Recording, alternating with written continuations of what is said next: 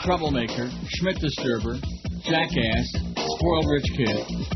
All of these things. The Neil Rogers Show.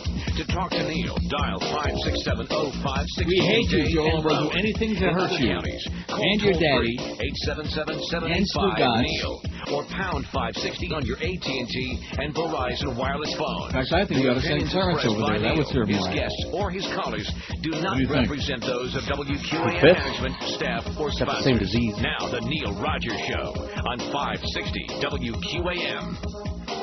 Holy frijoles, Presidente Bush. I don't want to be the Attorney General no more. Here's my resignation. Hey, it's Howard. Howard David. Welcome back to the Mo Howard David Show, where we're chock full of zany but good, clean family fun. I'm here, and you're there. I can tell that phrase, huh? You know that pipe-smoking thinks rape is funny? Is that funny, huh? What? Since when is gang rape funny? What do you require of me? I require you drop your pants. Now, see here. Right now. Okay, I want those pants drop dropped down there. to... You like it? Hey, Get your hands out of it. Get out of there. Head up and submit. Touch my delicates. Don't touch my delicates. I'm tender. Why does everybody want to rape me? Why? Because we think it's funny, that's why. Don't put it there. Get it up there.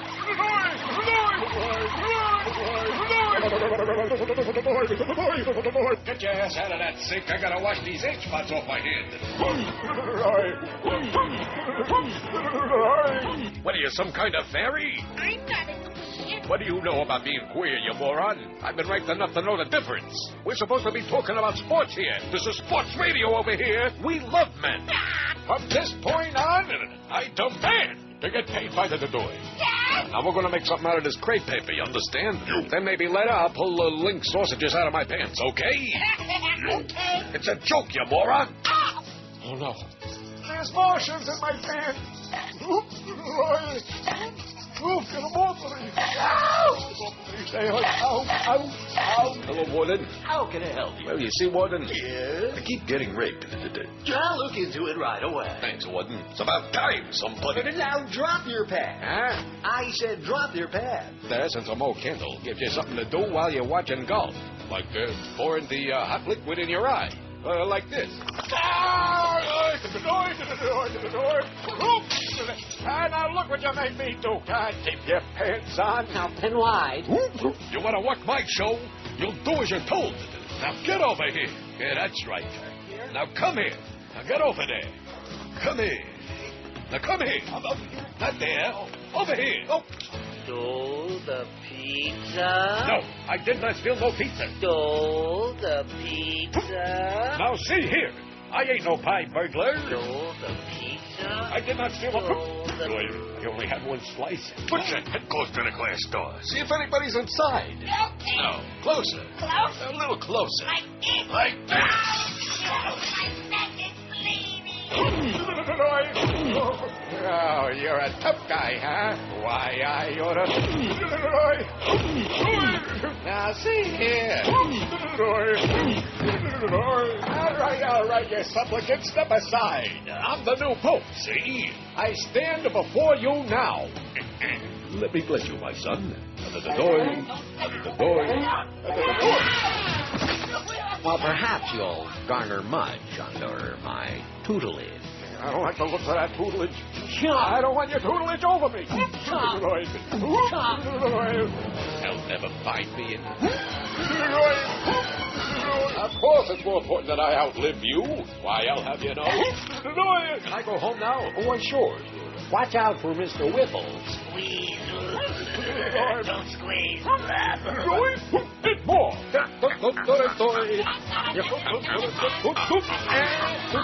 Forget about it. That's what I say. And kiss my ass. Okay, 10:05 at 560 WQM. Happy Tuesday to you. It's September 11th, so I guess it's a solemn day, right? Yes. I asked George before the show today how many years are we going to continue commemorating the anniversary of 9/11, and he said till the end of time. That's right, forever and ever. Amen. And you people in the media, by the way, including you idiots on CNN, you're sick. There are almost 4,000 dead American troops in Iraq, which had nothing to do with 9/11. There are hundreds of thousands of dead Iraqi civilians, which had nothing to do with 9/11. And you people are, and it's so solemn, and all these people are here. Yeah, okay. They really care. By the way, speaking of a-holes, Joel Feinberg, you are the world's biggest a-hole, as in ass. I'm at Woodbine yesterday. Another big day, by the way, for me. Boy, I'm on a really good roll. You know what I ought to do is quit. Right. But anyway, quit going there. Although maybe the other part, not a bad idea, too. So I'm sitting there at my machine, and my cell phone rings. Oh, actually, before that, I think I had a message. Remember I told you about my Mexican troubadour friends, a little band of troubadours that went to Montreal for the weekend? Yes. And missed their train at 11:40 yesterday Mariachi band. Well, there was a 3:40 train in the afternoon yesterday, and I get a message, well, we missed that one, too. And so I guess they finally made the 5 o'clock and got back who knows when, and at this point, who cares? But maybe they have a different system of time in Mexico. They're on Mexico time. That's correct. Just like Cuba time, there's Mexican time. Good time. It's always good time. Yeah. So anyway, I get a phone call from Jolly Fat Ass Joe Bell. And I thought, oh, and by the way, let me ask you a question. I should have asked you this off the air, but I noticed at the very end of the show, now maybe the red light just came on by itself, but you weren't dumping anything that I was playing yesterday at any point, either one of you, were you? No. Like at the very end of the show? Like that? No. Okay. Maybe it was an act of God, or maybe Joyce has got her finger on the red button. Maybe that's what that's all about, on the dump button. Maybe Joyce has got kind of like, maybe she heard me talking about Paul Drew and CKLW. And how he had that red button, that he used to press. At any rate. And so maybe she's got over there in Naples a button, and every time she hears she hits that, and that's why this little light keeps coming on. Because I noticed at the ass end of the show, there it was again. And I thought, oh, don't tell me that those guys are bleeping out my stuff. Because that would be bad. Anyway, Joe Bell calls to tell me that, to inquire about whether Joel Feinberg is going to continue to be on the show on the phone, blah, blah, blah. I said, well, guess what, Joe? I'm not taking calls anymore anyhow, so even if I intended to put him on, which I don't, that's an impossibility.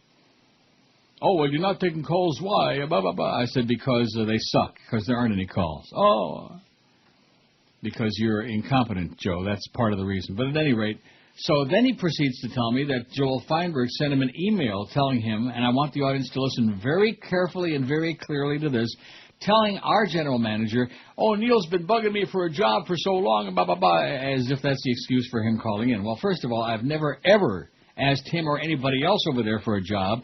I've said on the air, and I'll say it again, I wouldn't work for him if they tripled my salary. I don't want anything to do with you, Joel.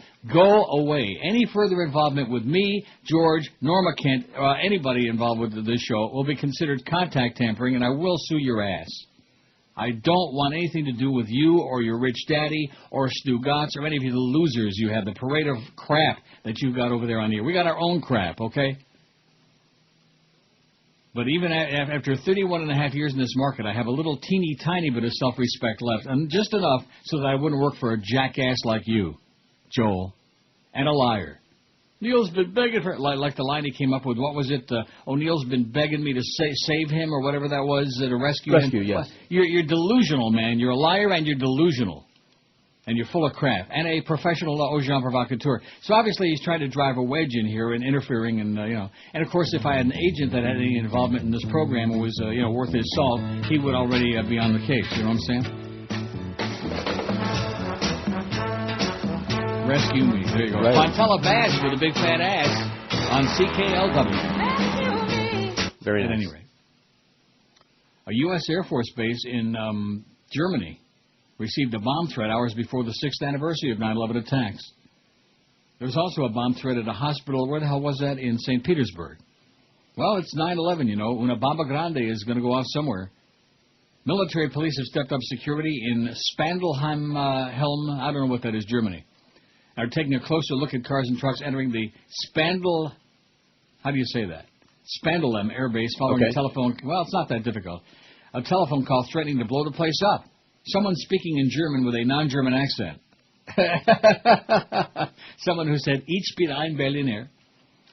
Called the base Monday evening and issued the bomb warning, according to Iris Reif, a spokeswoman with the Public Affairs Office at the base. as well as coming a day before the anniversary of 9/11. The incident also occurred a week after the unraveling of a terror plot aimed at U.S. military installations in Germany. We've sort of diverted traffic around the main gate area so each of the security forces can get a complete look at the vehicles from the front and the sides, and Captain Kevin Kaufman, a base spokesman. 3 men, 2 Germans, and a Turk were arrested last week by German police for allegedly being part of an Islamic jihad cell that targeted American jihad. We better play that stuff today, man. Jihad, it's the anniversary of 9/11. There you go. Bomb threat forces evacuation of a hospital in St. Petersburg, Florida. All the bombs all the time. It's like back in the 60s in Miami when all the bombs were going off. I don't want to say who the people were who were setting them off, but I'll give you several guesses, George. How many? Anyway, here's the poll from yesterday, and this is my poll. I'm so used to coming on these alternate days and reading your polls. Mm-hmm. Well, it wasn't a poll, though. Well, I didn't say that. You said That's right. You thought it, though. I read your mind. Yes, I did. Picked your brain. 1,209 people checked in, which is pretty weak, to be honest with you, on a survey. It wasn't a poll, just a survey. Are you out there? Are you alive? What are you? Annual demographic survey, which are you? Male 35 plus, 930. 77% of the audience is men 35 plus. And you know what I think of when I think of 77? WABC! But, of course, that's living in the past. Male 18 to 34, 166, 13.7%. That's not bad. Not great. That's not bad. And again, keep in mind, this is only a snapshot. This is only half of the entire audience. Female 35 plus, 86. Female 18 to 34, 17. Now, you add these female numbers all together, and you got like 9%. I don't get it. Female under 18, 7, and male under 18, only 3. But we did get one more there after the end of the show. Some kid who was lost and found his way onto our website. Oh, what's this? 1209 on the poll yesterday. Got it? Got it. Now, should we be real solemn today because it's the 6th anniversary of 9/11? Or should we just do my show? I'm not taking any calls today, by the way. We'll get to that survey about the callers in a minute. It's not a survey. It's a poll. I'm getting confused. No more calls today. In fact, Chris is very happy because he doesn't have to worry about screening calls no more. Of course. Not on this show. Not when I'm doing it anyway. When George is on, then beware. Then you're going to have some real tourists. 12 minutes after 10 at 560 WQM. We got Mad Dog at 2, Power Hour, Mad Dog and Hank at 4 o'clock. Is Joey Porter going to be back or not? Not today. How did that go yesterday? Did they have a brawl or what? No idea. Oh. Hank from 5 to 6:30, all by himself. Marlins on deck at 6:30 as they'll try to lose again to Washington. The Marlins have got a horrendous, grotesque record. 7:05 is game time tonight, followed by game night with Eddie K. Nice coup there picking up the Marlins, Joel. You idiot, you loser. You fairy. You simpleton, you liar. You game player, you troublemaker, you agent provocateur. Neil Young. What was it? No. Oh.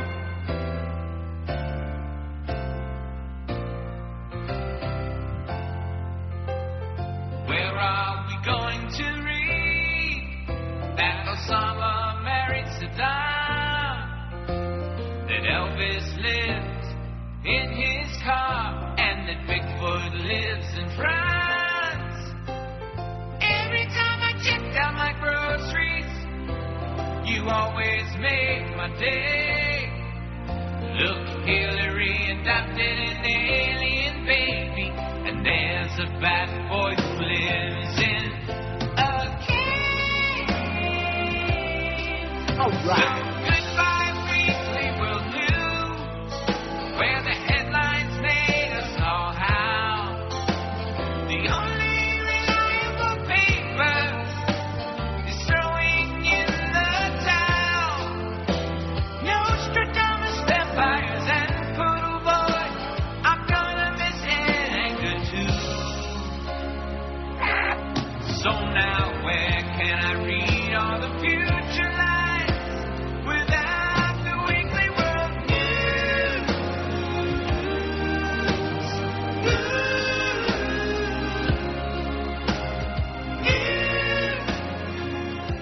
10:18 at 560 WQM. Happy or moderately happy Tuesday. As happy as it can be. It's September 11th. It's 9/11. And we're supposed to be very unhappy and very, I refuse to do that. Does that make me a bad guy? No. And, of course, tomorrow is a Jew year, tomorrow at sundown, I believe. Isn't it tomorrow night at sundown? I don't know, and I don't really care. Yes.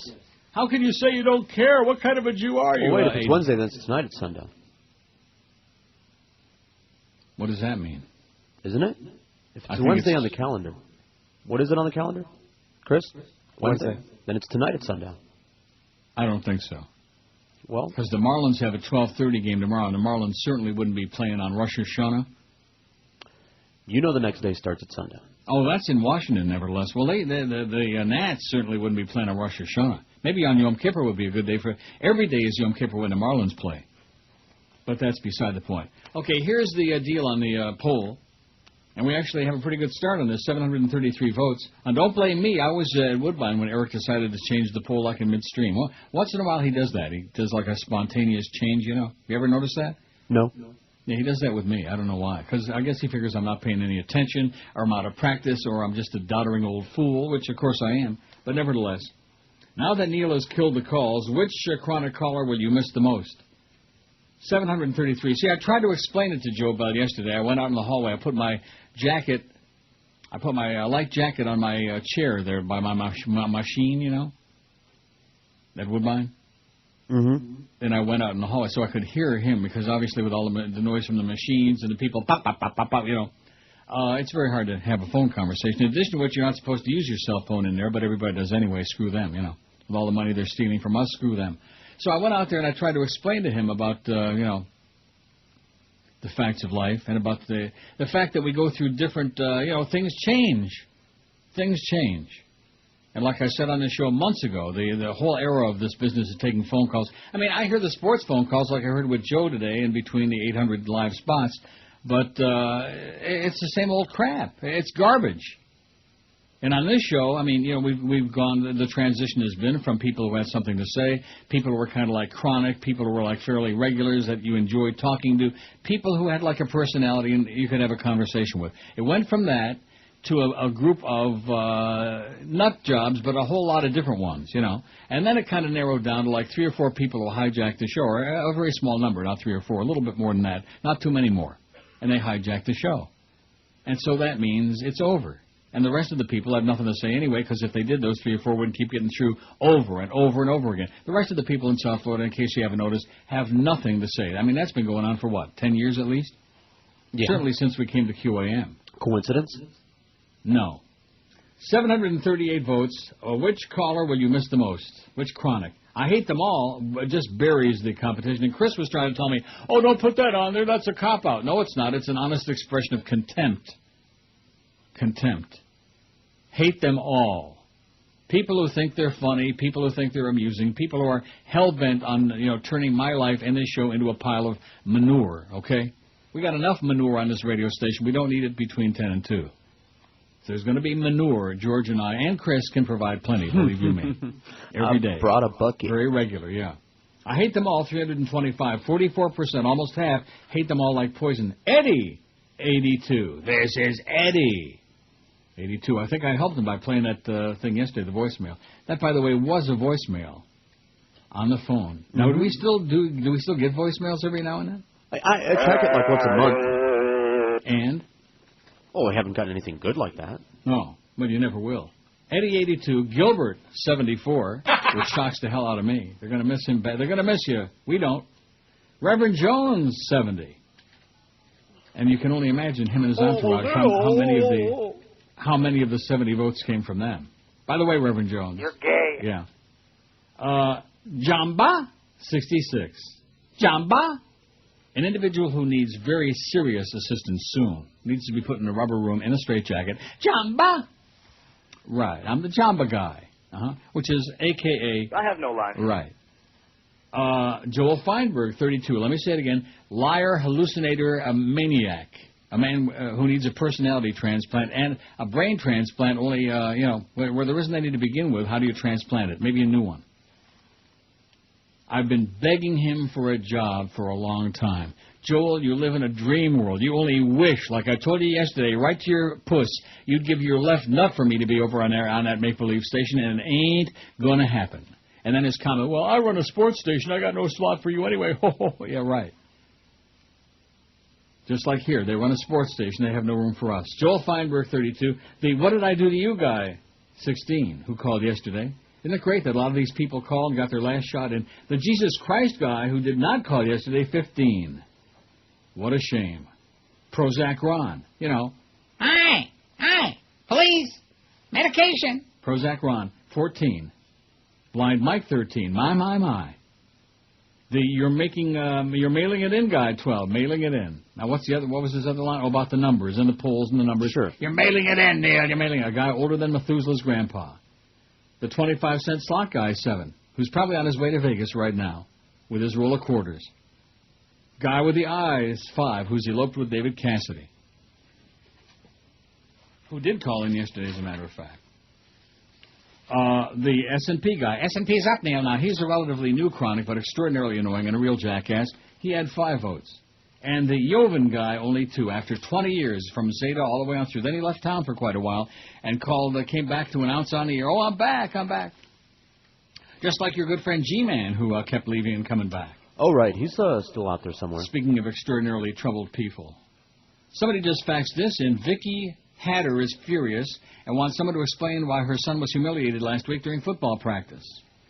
The Cincinnati mother said her 10-year-old son's coach, Kurt McKinney, sent the boy home from the Midwest Marauders practice Friday in his underwear. He walks with his T-shirt and his underwear and his cleats, Hatter said. He says, Mom, you'll never believe what Coach Kurt made me do.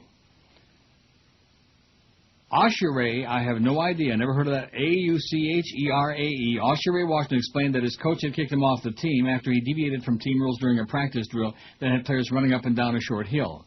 I chose to walk down the hill, Oshere said. I ran to the middle of it, then I started walking down so I didn't bump into anybody, because if I do that, I'm going to knock them probably a couple of feet back. The boy said his coach berated him in front of the other players. You're too slow for the team. You're no good for the team, Oshere said the coach told him. He told me to take off my stuff and give it back to him. While you're at it, take off my pants. Oshere said he complied with the coach's order in front of his teammates and some parents and took a seat in the bleachers wearing only a T-shirt and boxer shorts. He said he walked to a neighbor's house nearby because he didn't want the cheerleaders to see him in his underwears. He wanted a pair of pants, said neighbor Yvonne Workman. He was upset and seemed like he was nervous and didn't know what to do. The coach denied any wrongdoing, and Inner City Youth Football Collaborative officials said he hasn't been suspended because police haven't charged him with any crime.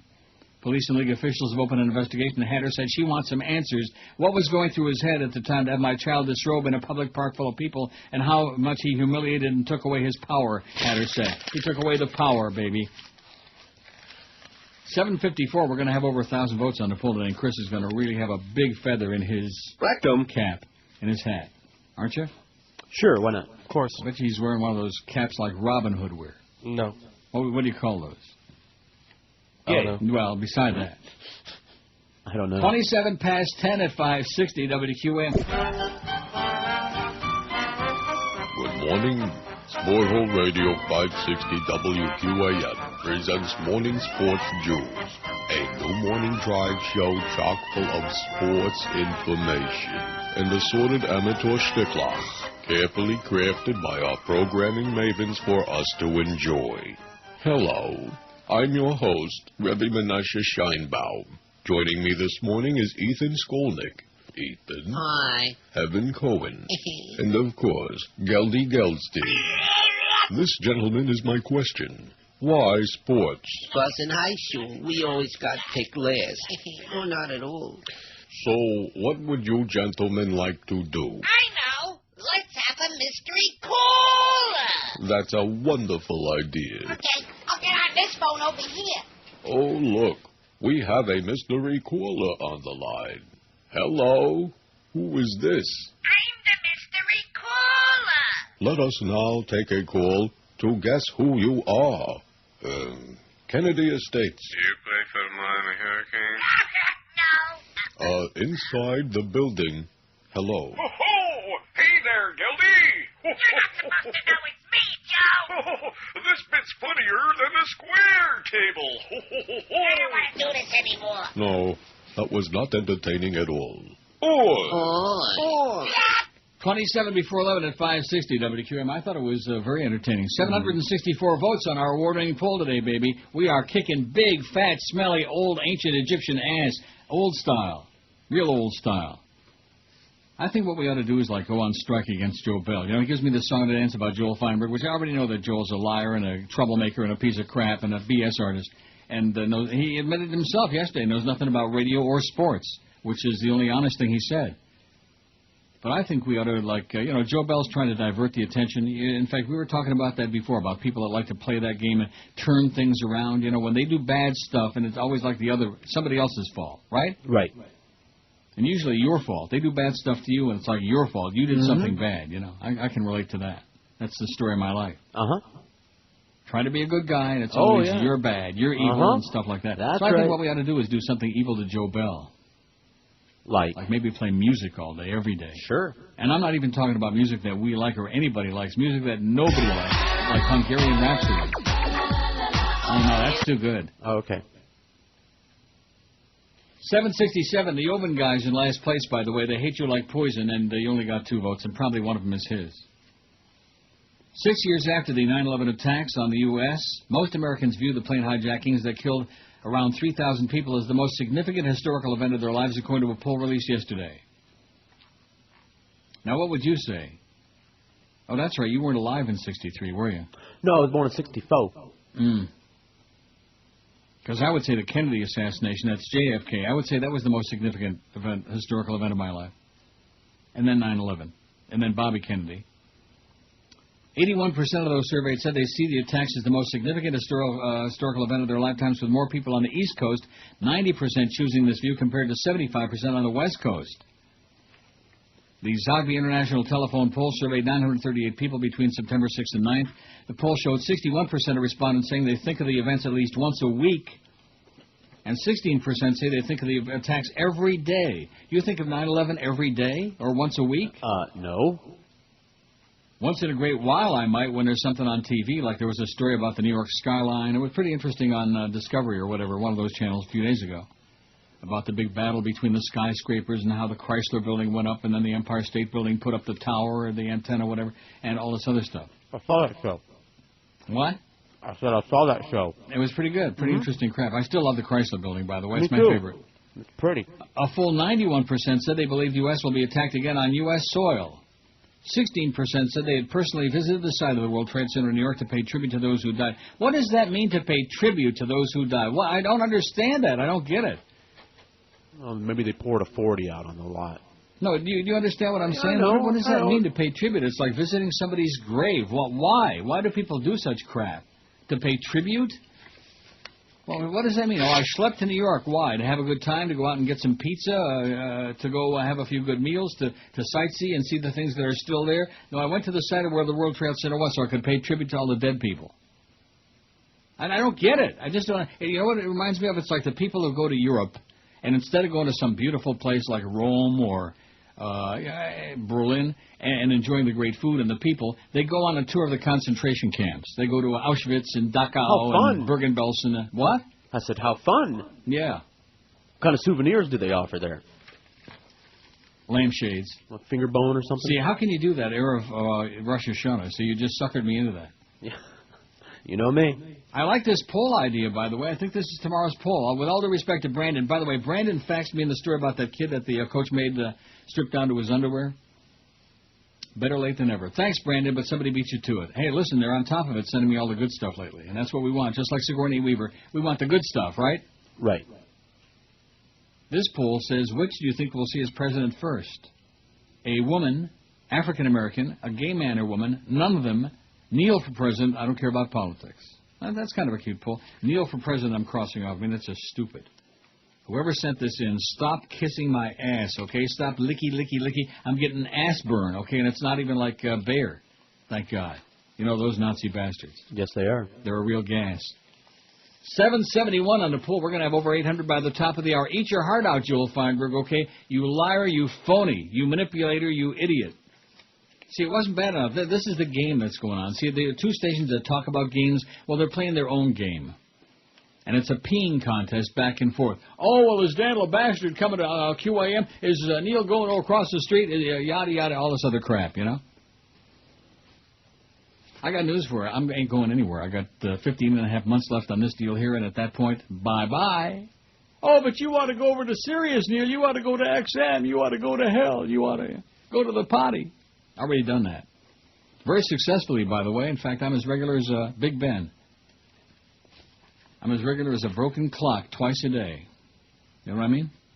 What word did you say? Clock. Okay. As in A Clockwork Orange. Now, how could that be rated? What was it on that awful survey? Like the 70th best movie? Yeah, 70. What a memory I got. What a bunch of suits. Yeah, a bunch of pseudo-intellectuals. The American Film Institute. They should only croak. Citizen Kane my ass. Jesus. Well, what is it about that movie? Because Orson Welles was so fat? Is that what it was? Yeah, because it was so bold and brazen that he was taking on that, what's his name? Hearst. Yes. The word. Randolph, whatever his name What is. about Patty, huh? Yeah. And the Symbionese Lesbian Army. The Godfather ranked number 2. Casablanca third. Again, another pseudo-intellectual, you know. You must remember this. A chicken cannot kiss. Careful. Raging Bull fourth. Another piece of crap. Yeah, but De Niro was in it. Oh, what does that prove? He's been in a lot of bad movies, by the way. Yes. What was the one, not good spell, about the kid? He was like the shrink, and there's that goofy kid who's really strange-looking, who's in all those movies where he plays a strange-looking kid. Oh, that movie. I have no idea. No, you don't know what I'm talking about? No. Well, I'm going to Google it during the break, and then I'll tell you. And then you obviously haven't seen it. How do you find that? Like, you Google strange-looking kid? No, you Google Robert De Niro, and you find Good out Shepherd? all the... No, The Good Shepherd, my ass. Biggest name. I'll tell you one thing, The Good Shepherd sure wasn't Kelly Shepherd, I'll tell you that. Sports Radio 560 QAM. Please, baby, one more time. Lonely, but can't get to an airport men's room? Then call 1-900-LARRY, and you'll feel like you're in the next stall. I'm a fairly wide guy. Call 1-900-LARRY to hear more. I tend to spread my legs when I lower my pants. Ooh, how long before the hunky, hypocritical Larry Craig satisfies your every need? Oh, a minute or two at the most. Oh, he's good. And how often should you call? Almost weekly. We agree. So resign yourself to your fantasies and call 1-900-LARRY now. Men only. No women, please. I don't do those things. Godsend, that's the name of that movie. You never saw it? Nope. Oh, are you lucky? Oh, good. I was going to say, do I need to go out and get it? I guess no, not. 4.7 out of a million on the IMDb. Very low. Anything under 5.3 is considered real garbage. In fact, the one user comment they put here first, while not the worst movie I've seen, it ranks up there. Instead of Godsend, it says God Awful. The plot was very thin, but a beep, but a boop, but a bop, and the music would crescendo like something big was going to happen, and it never did. And what's his name was in it? Robert De Niro. Like I said, he's been in a lot of really bad movies, and Raging Bull was one of them. Yes. Oh, no, you're wrong, Neil. Everybody, all the critics. Well, the critics are a bunch of pseudo-intellectual idiots. Yes. Who else was in it? Rebecca Romijn. Who used to be what? Romaine. Rebecca Romijn, who used to be Rebecca Romaine Stamos. Greg Kinnear. Cameron Not So Bright. And a bunch of people nobody ever heard of. It's awful. And the little kid, now who plays the little kid? Oh, that's Adam. Oh, the Canadian release of the movie, it's just called Adam instead of Godsend. They didn't want to lie.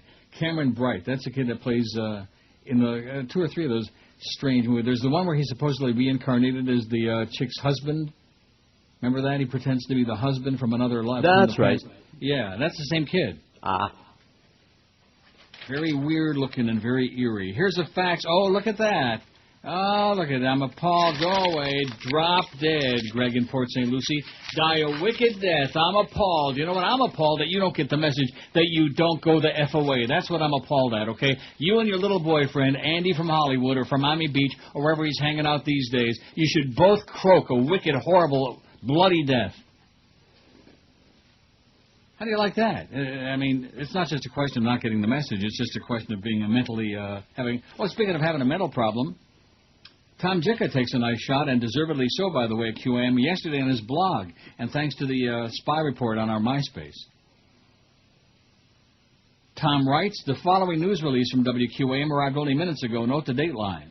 Miami, Florida, September 10th. Sports Radio 560 today announced that Joe Rose and Jason Jackson have teamed up to form WQAM's new morning show, The Big Dog and Jax, which airs weekdays from 7 a.m. till 10 a.m. News must travel slowly around the hallways at your Dolphin station, Tom says. The show premiered last week. Now, is that a shot or what?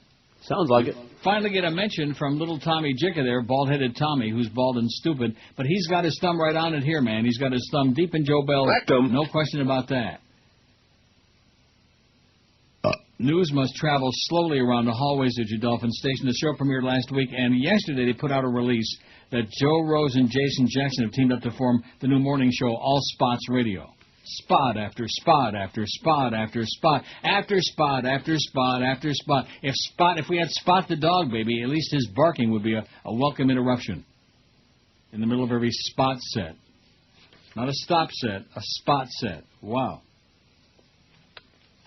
You're delusional, by the way, Joel. Let me say it again in case anybody missed it. Joel Feinberg over across the street at the ticket. He is delusional and full of crap and a liar. Oh, Neil's begging me to hire him. Right, you should live so long, schmuck. Schmendrick, Schmirl, Chamyankel. 794 on the poll. Now that Neil has killed the calls. And you know something? Now, yesterday, did we need the calls between noon and 2? I didn't miss them. I missed them like somebody would miss a 600-pound tumor on their ass. That's how much I missed the calls, okay? They should be right there with Greg and Andy. They should rot in hell, a wicked, bloody, horrendous death. They should gag and choke on their phones, especially certain ones of these, but most of them when you come right down to it. Now that Neil has Schmidt canned the calls, which chronic caller will you miss the most? 794. We're getting close to 800. We'll have over 800 by top of the hour, whatever that means. You know what it means, Chris? What does it mean? Nothing.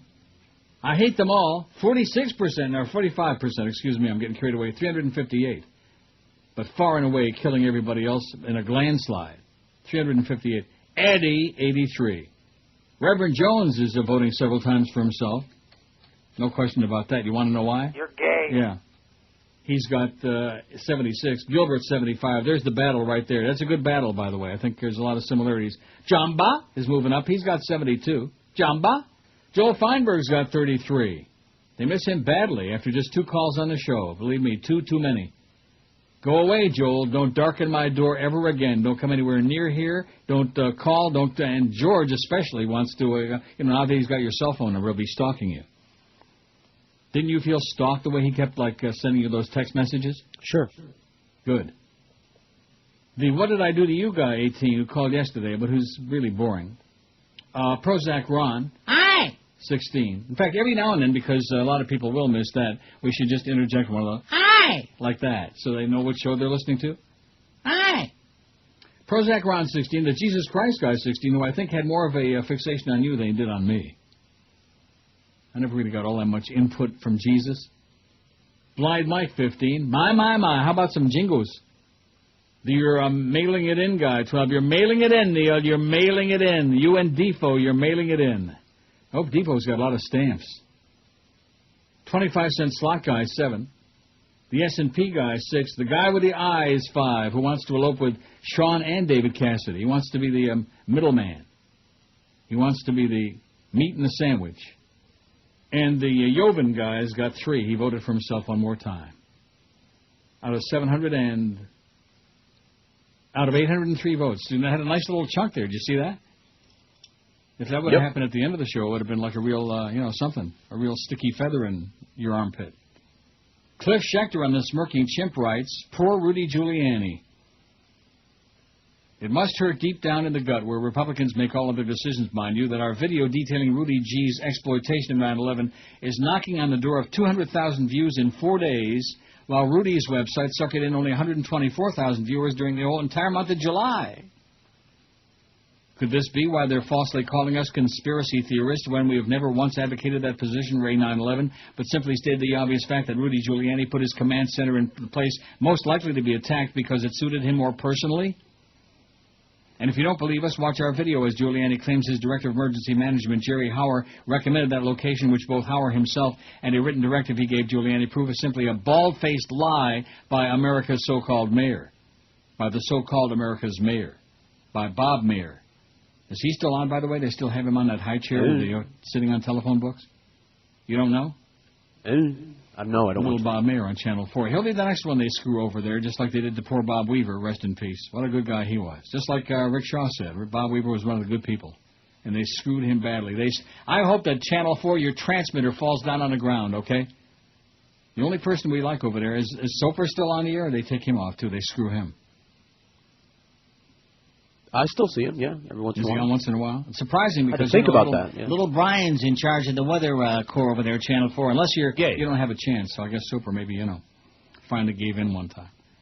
It says, then unbelievably, Giuliani charges BNF with cashing in when Rudy has made $60 million off the deaths of 3,000 Americans, while we distributed a video about his profit from tragedy operation for free and didn't make a dime. Nice try, Rudy, but save your lies for the GOP debates where people may actually believe them. Excellent. Nice going, Cliff. Telling it like it is. America's mayor, my fat ass. He's got as much credibility as Joe Bell and Joel Feinberg. The two of them. Chubben and Dreard. By the way, Happy New Year. 812 votes. Why do we do that? Do we do Happy Ramadan? Do we do Happy Chinese New Year? Why not? I don't know. Because we got some Jews out there listening. Not like we used to. I think we better do one of those polls soon, too. You know, like the one we did yesterday, the survey. You don't find those interesting? I do, not? actually. Do you? I do. Maybe we'll do that tomorrow instead of the real good one here about who do you think will be president first. I mean, we got plenty of time for that. It's only the September 11th. Oh, don't say that. It's only 9/11. So we got over a year before the election. We got like 14 months, for Christ's sake. What's the big rush, you know? 812 votes and 44.5%, 362 say, I hate them all of you regulars, all of you people. And those people are thinking to themselves, boy, we sure screwed them up. No, you didn't. What you did was a real favor. Thank you very much for doing me a big favor, bringing me back to my senses, you know. Because I knew a long time ago that whole aspect of what I do was over. You have to know when that part of your thing is over, you know what I mean? Yeah, I do. When your thing is over, it's over. And believe me, my thing, it's pretty much over.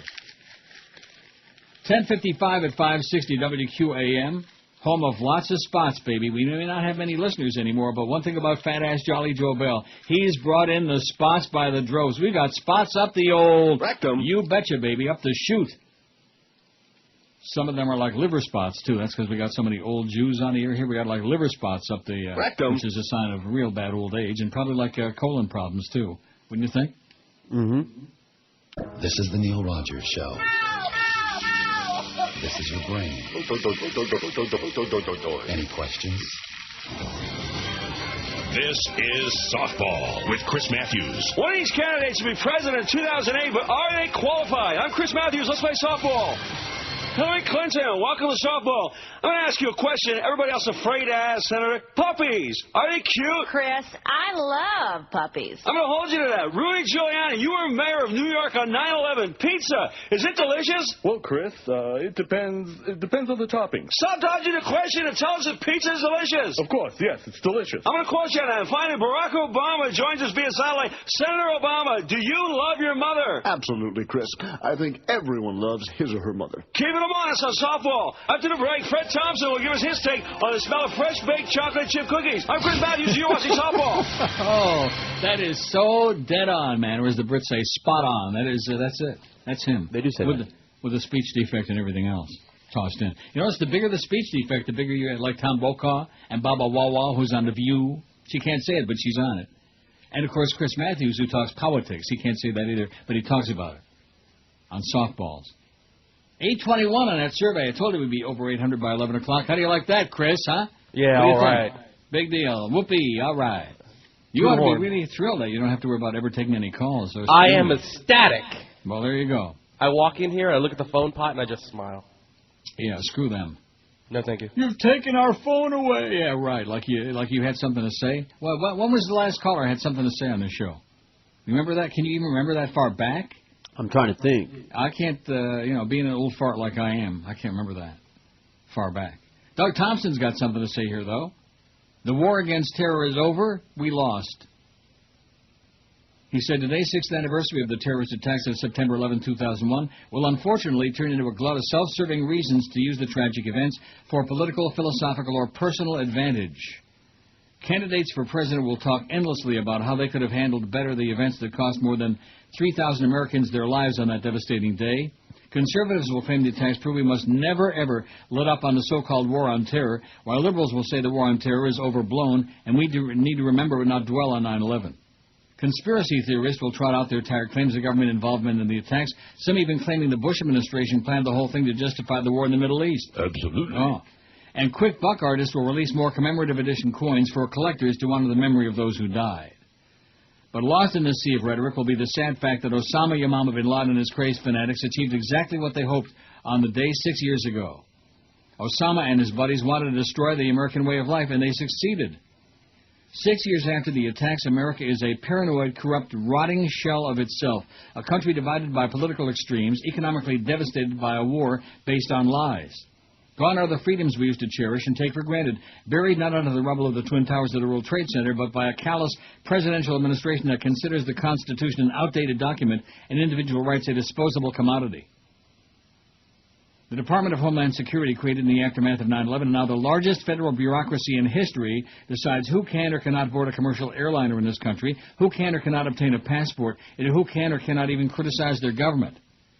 In a nondescript building on Fairfax Avenue in Arlington, Virginia, a giant government computer developed by the Defense Advanced Research Products Agency, DARPA, monitors everyday financial transactions and tracks day-to-day travel of millions of Americans. It either fits a predetermined profile, an investigative file. If either fits a predetermined profile, an investigative file is open on those Americans. FBI agents armed with thousands of national security letters swoop in on banks, employers, and Internet service providers to secretly obtain records on Americans. A federal judge recently found such tactics unconstitutional, but stayed an order banning the practice so the government can appeal. On street corners in many large cities, cameras scan the faces of people just going about their business and feed the images into facial recognition software programs looking for those suspected of terrorist involvement. Americans who fall into the web of suspected involvement are grabbed off the streets and whisked away to secret detention centers out of the country where enhanced interrogation techniques are used to try to obtain confessions. Most of this increased anti-terrorism activity stems from the USA Patriot Act, a rights-robbing piece of legislative overreaction passed by a shell-shocked Congress in the aftermath of 9/11. Most members of the House and Senate admit to this day they didn't even read the act before voting for it and still don't know what's in the law, even though they voted to reauthorize it last year. The America that pauses today to remember the attacks of 9/11 is a far cry from the America that woke up on that morning. America today is fearful, paranoid, anxious, fading, and dangerous. Sounds like us. Fearful, paranoid, anxious, fading, and dangerous. Be afraid. I don't know how dangerous. President Bush argues that the drastic steps taken by his administration were necessary to make America a safer place. He's wrong. America is not a safer place today. A nation robbed of its freedoms can never be safe. A nation that distrusts its own government is not safe.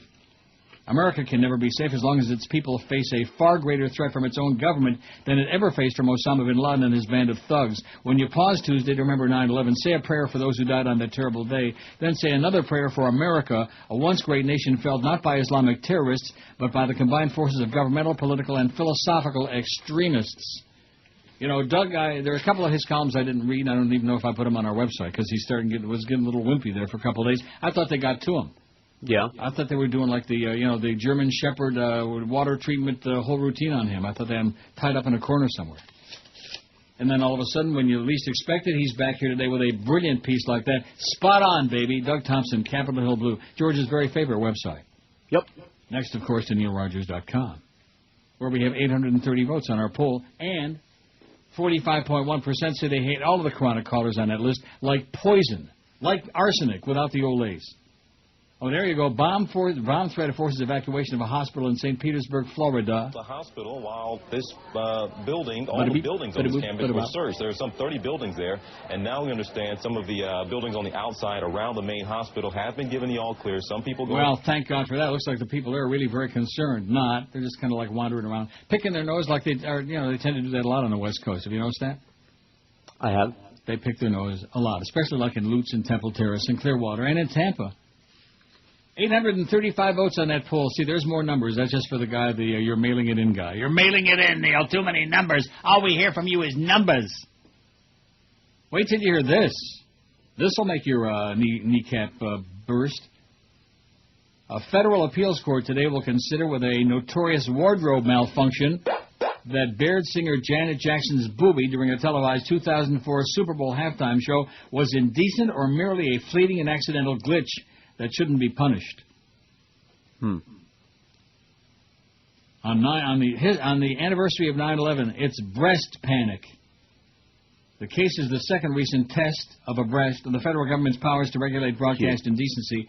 Last June, a federal appeals court in New York invalidated the government's policy on fleeting profanities uttered over the airwaves, like gosh dang, stuff like that. Damn it. Jesus Christ, stuff like that. Crap. Today, the Third Circuit Court of Appeals in Philadelphia will hear arguments about the February 1st, 2004 halftime show when 90 million Americans watched singer Justin Tinkerbell pull off part of Janet Jackson's bustier, briefly exposing one of her boobies. The episode was later explained as a problem with her costume. The FCC fined CBS Corp $550,000. CBS challenged the fine, claiming fleeting, isolated, or unintended images should not automatically be considered indecent. Oh, but it was a breast. The agency noted it has long held that even relatively fleeting references may be found indecent or other factors contribute to a finding of patent offensiveness. Nobody wants to see a breast. Disgusting. The case is being argued at a time when the FCC's enforcement regime regarding broadcast indecency is in a state of flux. The government is considering whether to take the profanity case to the Supreme Court. At the same time, Congress is working on a legislative remedy. The U.S. Second Court of Appeals rejected by a 2-to-1 vote the agency's policies on indecent speech. In another case, the case involved 2 airings of the Billboard Music Awards in which expletives were broadcast over the airwaves.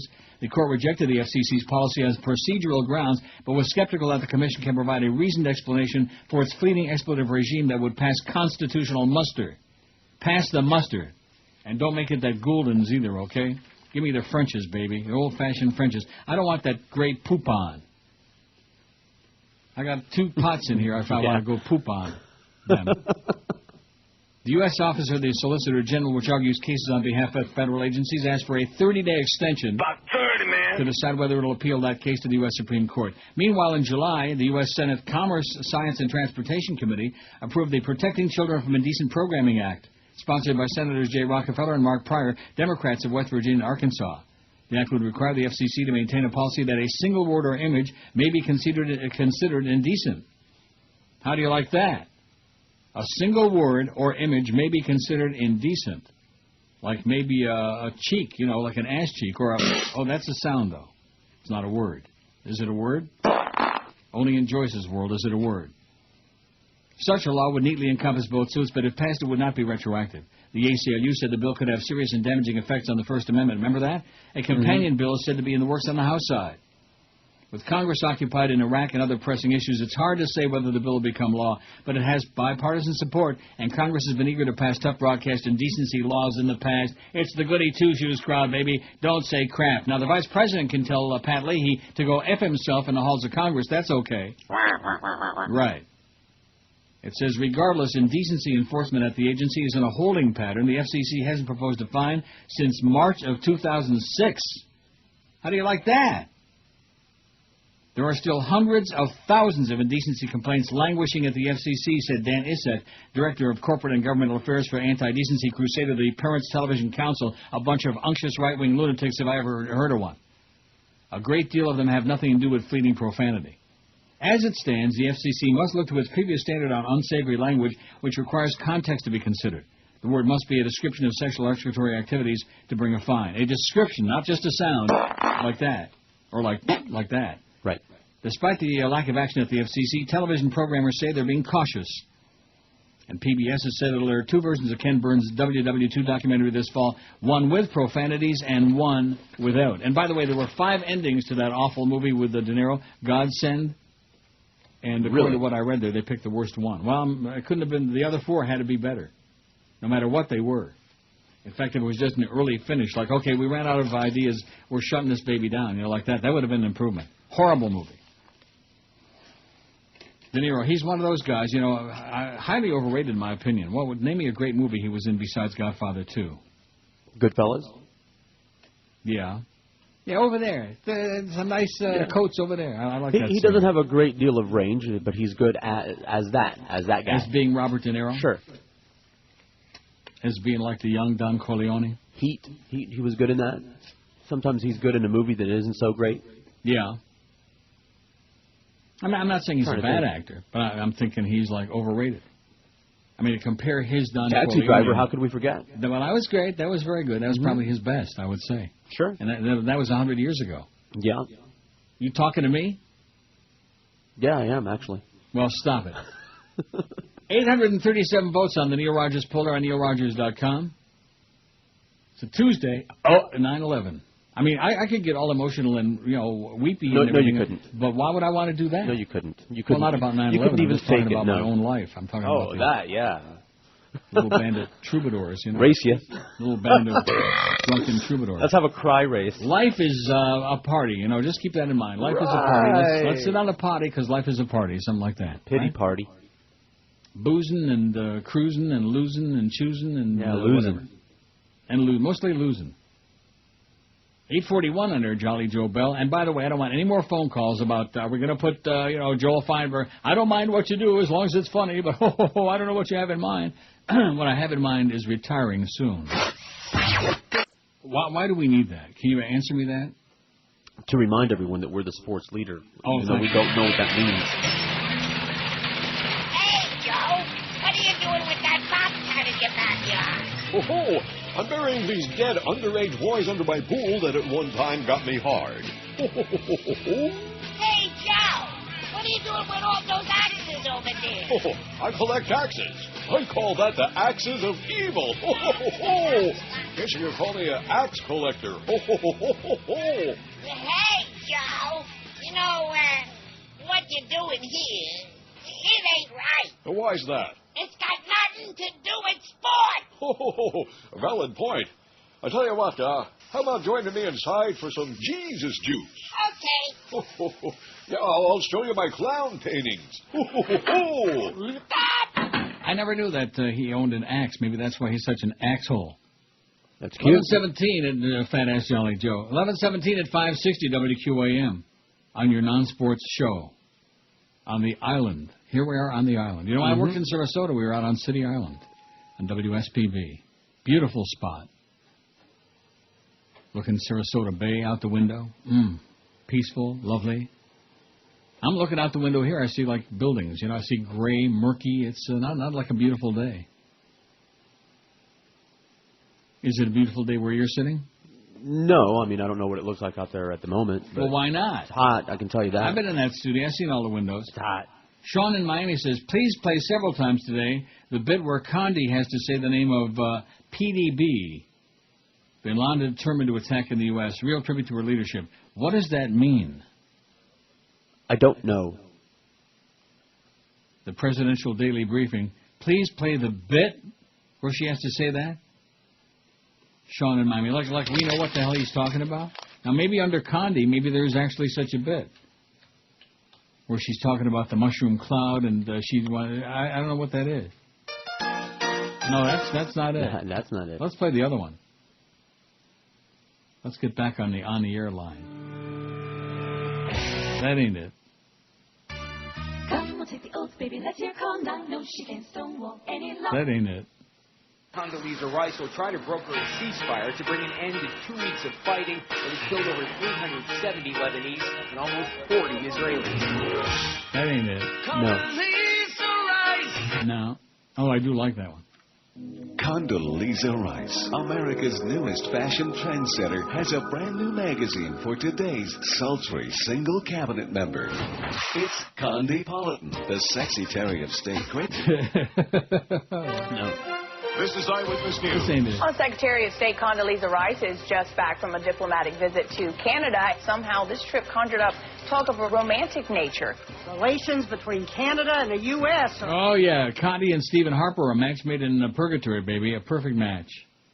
Two nitwits. 849 votes on our poll, by the way. It's not too bad. And they hate you chronic callers, and so do we. And then, of course, Sport in Hollywood, whose mood is lethargic. The one that gave me the song and the dance about, well, gee, if you run out of the casino, that means he thought I ran out of money. You know that guy, that nitwit? Yeah. I ran out yesterday with $2,000 of their money. How do you like that? Ordinarily, I don't like, going on the air saying how much I won, how much I lost. But I think I'm going to, like all the other gamblers on the station, all the gamblers on radio everywhere, they lie a lot. And I'm not lying about that. But they never talk about how much they lose. Only when they win. Oh, I had a big day yesterday. I had a big day, yeah. Of course, some people, every day is a big day. You know what I mean? Not that big, but that was you know what I mean. Sorry, Humper. Don't be picking on the Humper now like, what's his name was yesterday? Joel and his last call ever on this show. I wouldn't be surprised if he's whining and dining with Fat Ass Jolly Joe Bell. Somebody must be, because Jolly Joe, to keep that girth on his ass, he's got to be eating a lot of meals, and probably many of them free, Wouldn't you think? I imagine. In this business that we've chosen. Mm-hmm. This is the life we have chosen. Speaking of gambling and slots, what a segue. Boy, I sure fell into a bucket of slop this time. In a move that could jeopardize the state gambling agreement with the Seminole tribe of Florida, state house leaders yesterday vowed to kill any deal that allows Vegas-style table games at the tribe's 7 casinos. This reminds me of another caller that I never wanted to hear from in the first place. That's that old fart that kept calling about these with the Indians. And oh, my God. Well, if we want to know the update, we have to call Neil. We have to listen to Neil. You know the guy I'm talking about? Yep. Oh, boy. He made Methuselah look like a teenager. In a letter to Governor Charlie Crist, House Speaker Marco Rubio rejected the idea of allowing new forms of gambling and using profits to help dig the state out of its current budget crunch. Crist's office has been negotiating with the tribe over the past 4 months. The Seminoles have offered the state $50 million up front and a minimum of $100 million a year in exchange for the right to have Vegas-style slot machines as well as blackjack and baccarat, which I used to call it baccarat. But isn't that word baccarat? That's right. Oh. We just didn't baccarat. know. I have no idea what baccarat. it is. I don't know nothing about the table games. You just sit there and play those stupid slot machines and think, oh, you're... yeah, that's right. Stupid. That's what I am, stupid. In fact, I'm so stupid that I won $1,300 on one machine yesterday, and I saw the machine 2 away from me was starting to give some really good spins, $250, $150, and as soon as this Chinese lady got off of there, I flew over to there. I hit $200 on the line and $500 on the wheel, $700 and ran out. Ran out of money. No, ran out the door. Sport in Hollywood, who also sent me another stupid email this morning on MySpace. I think it's time to consider Schmidtkin in that thing, the regular site, you know, the MySpace. Although we have about 1,500 members on there. Mm-hmm. They just don't care about me no more, that's all. I understand. I don't take it personal. I got my close personal friends on the other side there who, you know, are still in touch. Who are still working desperately to keep me fairly rational. Good. Christoph has been negotiating with the Seminoles over the past 4 months. Because of our opposition to the expansion of gambling, we believe that the pursuit of increased revenue for the state should be of secondary importance in Florida's negotiation with the tribe, said the letter signed by Rubio, Republican of West Miami, House Speaker pro tempore Marty Bowen, Republican of West Winter Haven, no relation to Joe Bowen, House Speaker-designate Ray Sansom, Republican of Destin, Council Chair Dean Cannon, Republican of Winter Park, and Majority Leader Adam Hasner, Republican of Boca, and Majority Whip Ellen Bogdanov, Republican of Fort Lauderdale. I hope they all wind up in the tea room, including Ellen, playing footsie. All these goody two-shoes Republicans, baby. We sure don't want the expansion of gambling. It's evil, and, you know, the world's gone. And you notice since we got these one-armed bandits in Florida, how long has it been now? It's, I don't know how many months. Nobody even talks about it. You know, there's the occasional article like this one here. It says, if the state doesn't act soon, the U.S. Department of Interior has warned Crist that it can step in and let the tribe have traditional slot machines, Mon. Under that scenario, the state would get no revenue, but the Seminoles would get no table games. There are different legal opinions on whether the legislature has to ratify the final agreement known as a compact, but House and Senate leaders are adamant they must have a say, with some lawmakers threatening a lawsuit if Crist sanctions a compact without their approval. You know what they're going to say to him? You fairy. That's right. Wouldn't be the first time either. I don't think the governor wants to get into a spitting match over this, said Senate Democratic leader Steve Geller, Democrat of Cooper City. Senate leaders have deferred comments on the specifics of the current negotiations, but House leaders made it clear yesterday that they're willing to let the Seminoles operate only the same type of slot machines now offered the pari-mutuels in Broward. The pari-mutuels in... Excuse me. For us, money is not and never will be the primary consideration. Rather, we believe the end of the negotiation should be to agree to the bare minimum amount of gambling to which the tribe is entitled under the law, they wrote to Crist. The bare minimum. Burry Richard, an attorney for the Seminoles, said the state could reap billions from the Indian casinos over the next 2 decades, but the total would depend on what games are allowed. You know, games people play. There are various scenarios that return far in excess of $100 million a year over the life of the contract, Richard said. The amount of money that goes to the state changes based on what's in the compact.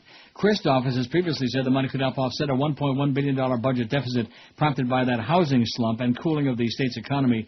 Asked yesterday how much the state might get, Crist replied, about 30, man. He said, the more the merrier. I don't know what it'll be. The more the merrier, which sounds like gay to me, right? Right. M-E-R-R-Y, isn't that merry is like gay? He said it's his preference to work with legislators, although there's a mixed view on whether it's really essential for the legislature to ratify a final agreement. However, courts in 5 other states have already ruled that the respective governors need legislative approval of gambling compacts with local tribes. I'm a member of the tribe. What do I get? Nothing. I don't think a lawsuit will be necessary because I want their partnership, Crist said, emphasizing that nothing's been finalized. Yes. I wonder if he knows Barney Fagg.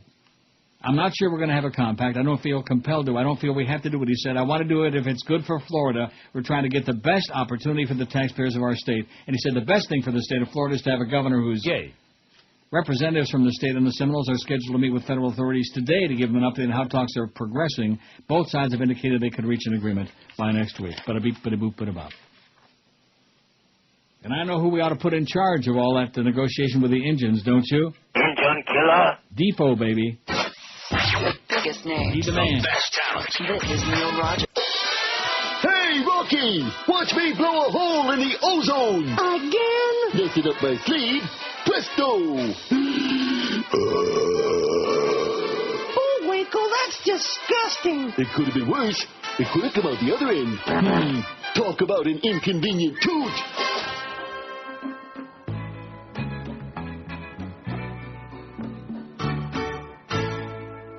Way down yonder, in the heart of Dixie, the land of cotton and hypocrisy. Their drug labs are cranking out methamphetamine. Churches of peace and good are the labs in the moon. Bristol Med sensation, the Christian redneck's new recreation. Crystal Med sensation, Crystal Med. All of God's children in God's country. Mountain Dew they are taken intravenously. From hillbilly numbers, most definitely. They're horny, very poor, so they crave more. Crystal Med sensation.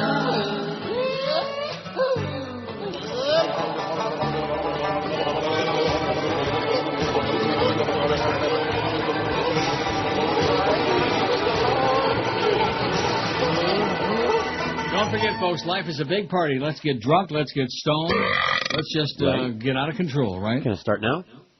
Sure, I'll see you. I'm thinking I'm going to have that put in the remainder of my contract. What's that? Have like an Gotta addendum get drunk? to it. No, that I can just get up and walk out whenever I feel like it, and you'll have to do the rest of the show. 865 tallies on the vote about the chronic callers, which you won't hear anymore when I'm doing the show because there aren't going to be any. Can't complain about the calls on this show because there aren't any. I'm so glad. Thank you so much, by the way, you idiots. You know, not that they did it intentionally with the idea of doing anything positive, but just by osmosis, just by being there, they made me think, this is swill. Not swell, swill. 865 votes and 390 of them, 45% said they hate all the chronic callers. All of them. You'll like this story from Kathmandu. Officials at Nepal state-run airline have sacrificed 2 goats to appease Akash Bairab. Excellent. Bairab. What? Just 2? Akash Bairab, the Hindu sky god, following technical problems with one of its Boeing 757 aircraft, the air carrier said today. Nepal Airlines, which has 2 Boeing aircraft, has had to suspend some services in recent weeks due to the problem. The goats were sacrificed in front of the troublesome aircraft Sunday at Nepal's only international airport in Kathmandu, in accordance with Hindu traditions, an official said. Well, that's where I always wanted to go, was Kathmandu. What can Kathmandu do? Not. The snag in the plane has now been fixed, and the aircraft has resumed its flights, said Raju KC, with or without his Sunshine Band, a senior airline official, without explaining what the problem had been. Local media last week blamed the company. Maybe he didn't want to be the scapegoat. Local media last week blamed the company's woes on an electrical fault. The carrier runs international flights in 5 cities in Asia. You notice how they have all those plane crashes like in those 10th world countries all the time? Mm-hmm. It's common in Nepal to sacrifice animals like goats and buffaloes to appease different Hindu deities. Oh, God. Oh, God. We have to appease the deities, baby. And why do we have to appease them? What are they pissed off about? You notice all the gods, they're perfect, but they're always pissed off. Perfect idiots. 8:66. Just like tomorrow is it? Now, did we figure out is it sundown tonight or tomorrow? Look, you should know the rules. If it says tomorrow on the calendar, that means it starts at sundown because that's when tomorrow starts. Why do you mean I should know the rules? Because what does you're that mean? Jewish, sir. Yeah. You're an MOT. You should know that tomorrow starts at sundown. Tomorrow starts at sundown? Doesn't it?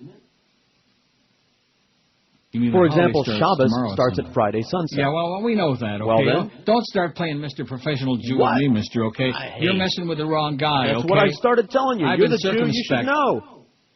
I don't know, Or and you I don't pretending care. not to. I don't know, and I don't care, okay? Well, you know that tomorrow starts at sundown. It's all a bunch of Bubba Mices. It's a bunch of fairy tales. Bubba, by the way, is grandma, so Bubba Mices means like old wives' tales. For all you goyim out there that don't get it, and all you Jews whose parents don't teach you the good stuff. I bought a book. Yeah, I bet you did. You need a book. The good book. Oh, and this book that you sent me, by the way, the guy that called in about this book, he's just pumping the book. Okay. This Goldman guy, first of all, it's fiction.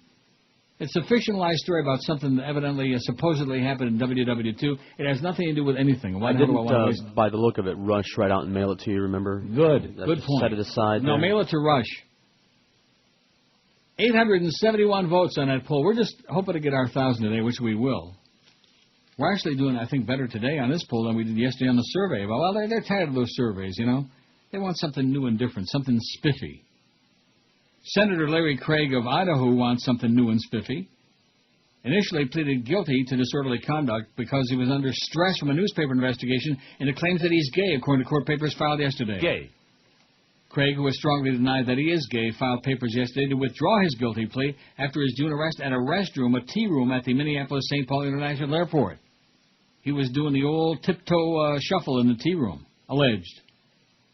According to papers filed in Hennepin County, Minnesota District Court, Craig was in a state of intense anxiety following his arrest and felt compelled to grasp the lifeline offered him by the police officer. He said, "Will you please grasp my lifeline?" And he said, "Oh, yes, please." The senator pleaded guilty in hopes the matter would not be made public, the court document said. The arrest, combined with Craig's interview with the Idaho Statesman, sparked a lawmaker to panic that the newspaper would use the restroom incident to bolster its allegations that he is gay. Yeah. Patrick Hogan of the Metropolitan Airports Commission said the prosecutor will oppose Craig's motion. According to the Associated Press, the commission runs the airport and handled the prosecution of the case. I guess they figure he's kind of like tiptoeing around the edges of this. We do feel we have a strong case. He's already made his plea and it's been accepted by the court, Hogan told the AP. From our standpoint, this is already a done deal. Mr. Craig was arrested, signed a guilty plea, and from our standpoint, the case is over. It's a done deal. Earlier yesterday, Craig's attorney, Billy Martin, told CNN that the senator had just undergone a tremendous interview with the Idaho Statesman where he was under investigation for being gay. They were walking around Washington and other cities with photographs of gay bars that were embarrassing him. A lot of straight guys go into gay bars and then pick up guys and go home and diddle, you know?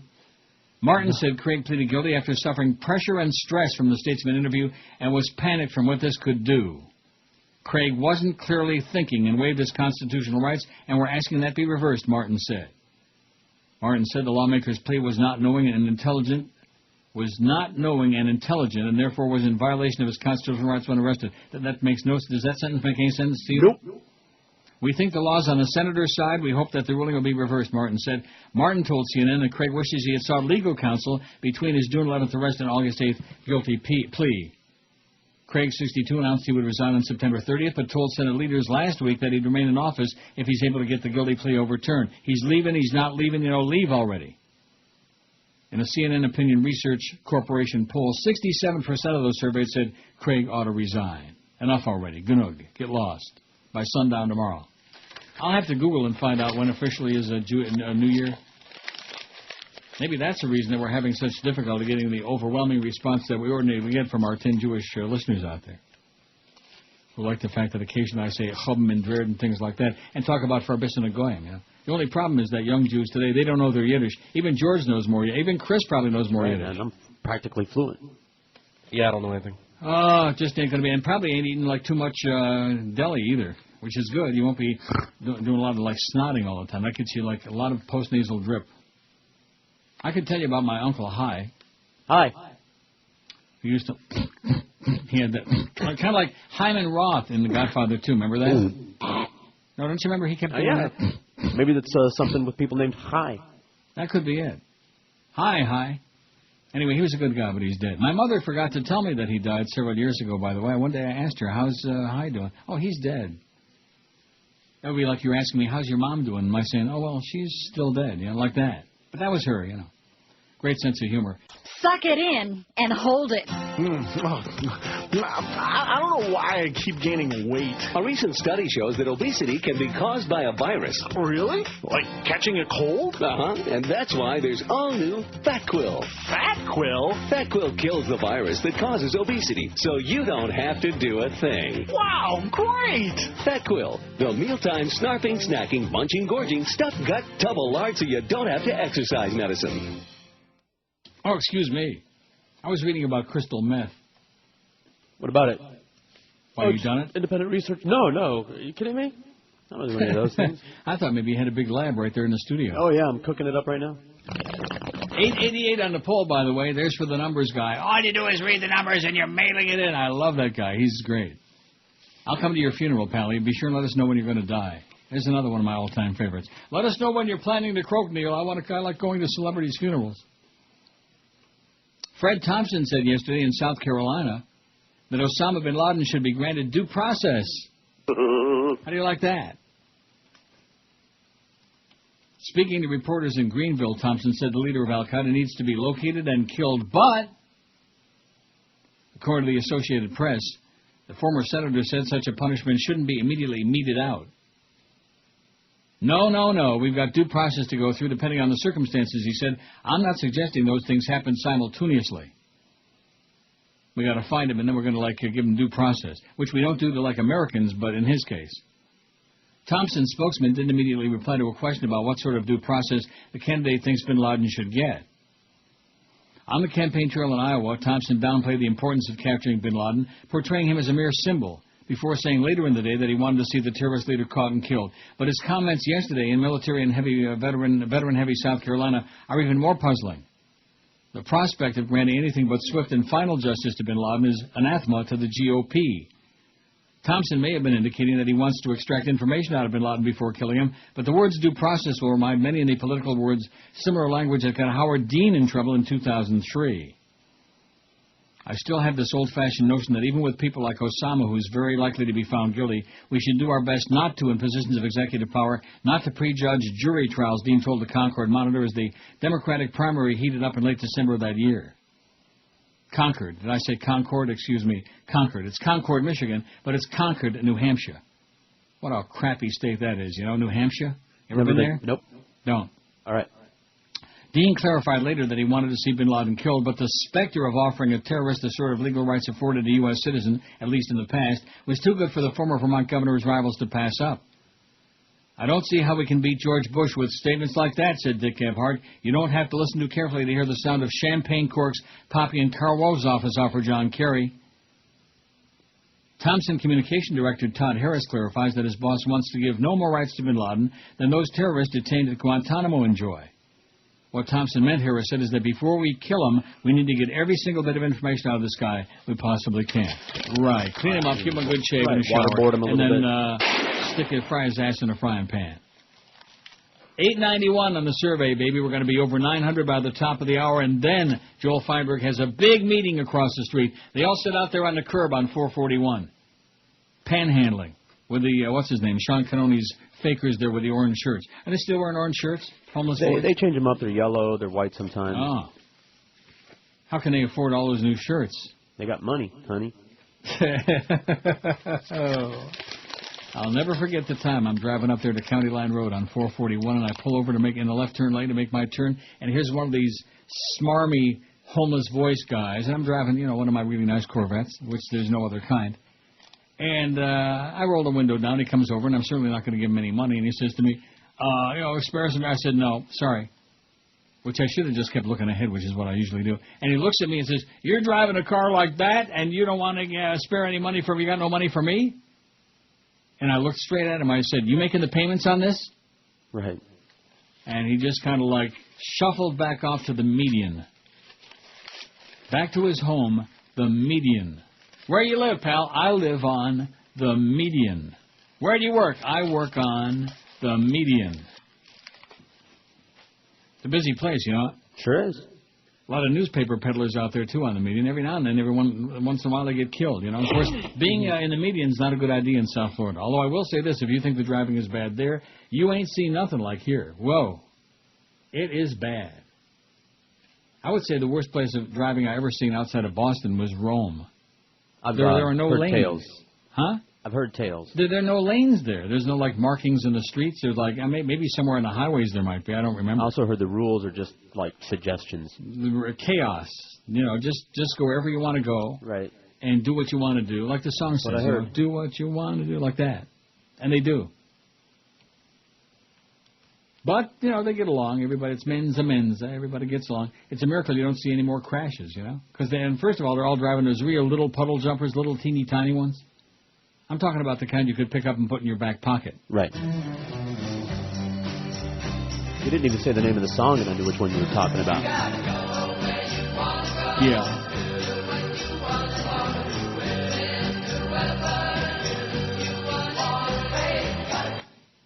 So what is the name of the song? Go where you want to go. Well, that's what I said. You didn't. You said do what you want to do. Go where you want to go and do what you want to do. Do who you want to do. That's my idea. Do who you want to do. If only. If only is correct. Oh, God. 890 some odd there. Are we getting to 900 or what? 894, Chris. We're getting there. I don't know why I keep saying your name in conjunction with the poll, but it's a way of getting you like a little more involved in the show. Now that you're not screening calls anymore. Mm-hmm. And I'm sure you miss those guys calling in and saying, oh, that fat-ass Chris, he just ain't no Josh Cordes, you know. No, usually it was Hitler, faggot, we love George, those type of things. We love George? We know that. Oh, that's right. We're making the transition now. See you Thursday, things like that. We're making a big transition. Well, what was it, Thursday what? When we would go skating on Thursdays before George pulled a hammy, they would threaten to show up on Thursdays. What does that mean? They would threaten to go to the roller rink, and would say that they don't have the stones to show up and actually get on the floor. Threaten to go there and do what? I don't know. Who knows? Touch me. Wipe a booger on me. You know, they're stalkers. Ooh. They want me. They want to wear my Fart skin. in your face, stuff like that? Touch me, yeah. Scratch their want nuts to be like in the same Clarence right in place front as of me, you know. Share my air. Or maybe blow some air. I'm sure. They do that all day long. Yeah, you have a good line for that?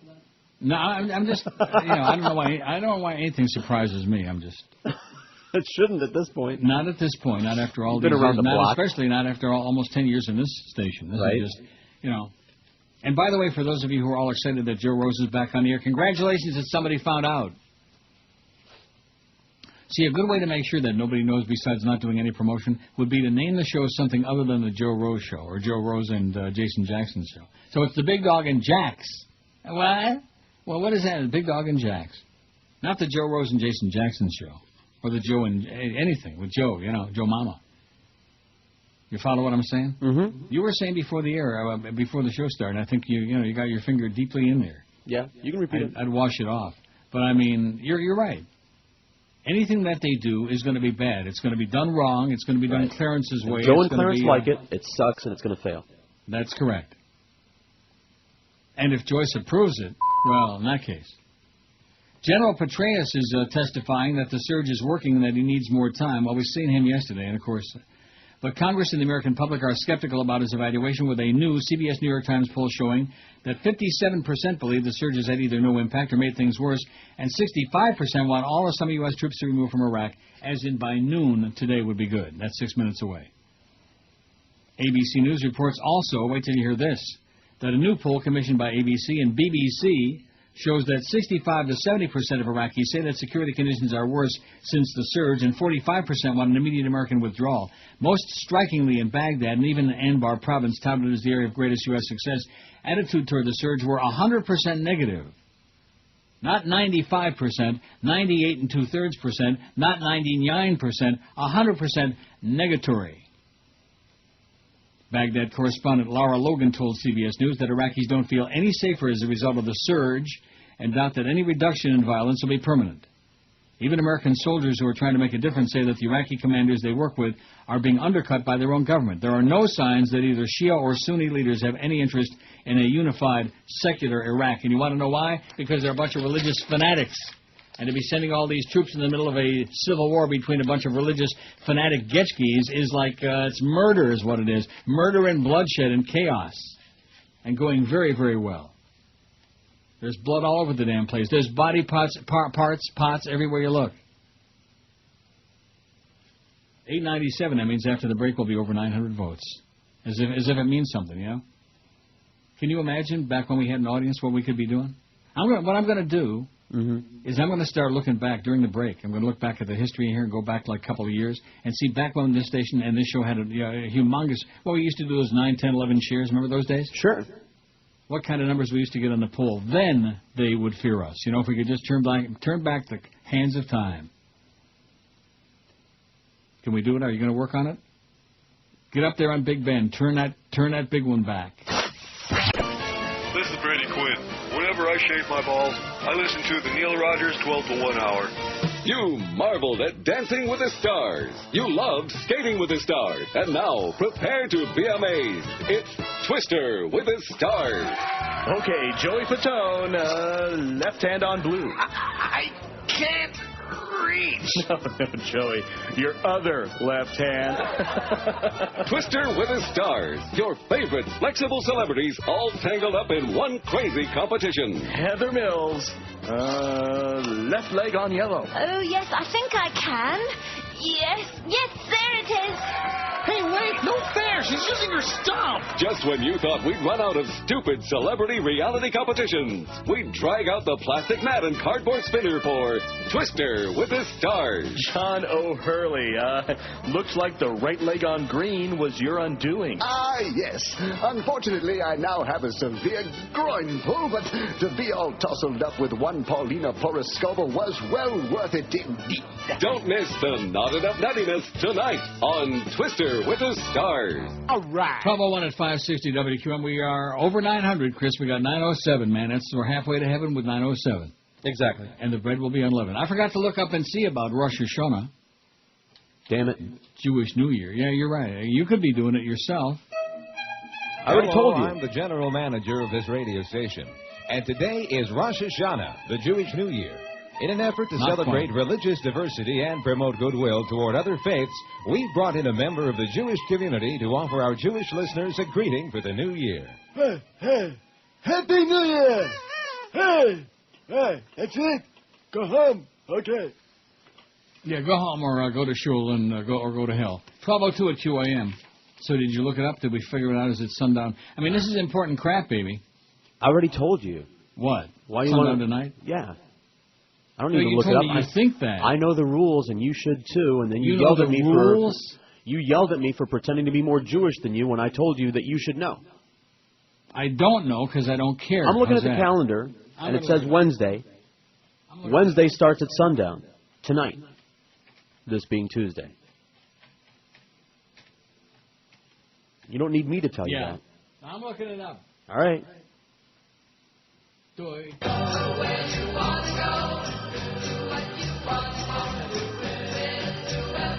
On Wednesday night, once again, George is loud and wrong. All right. Loud and wrong.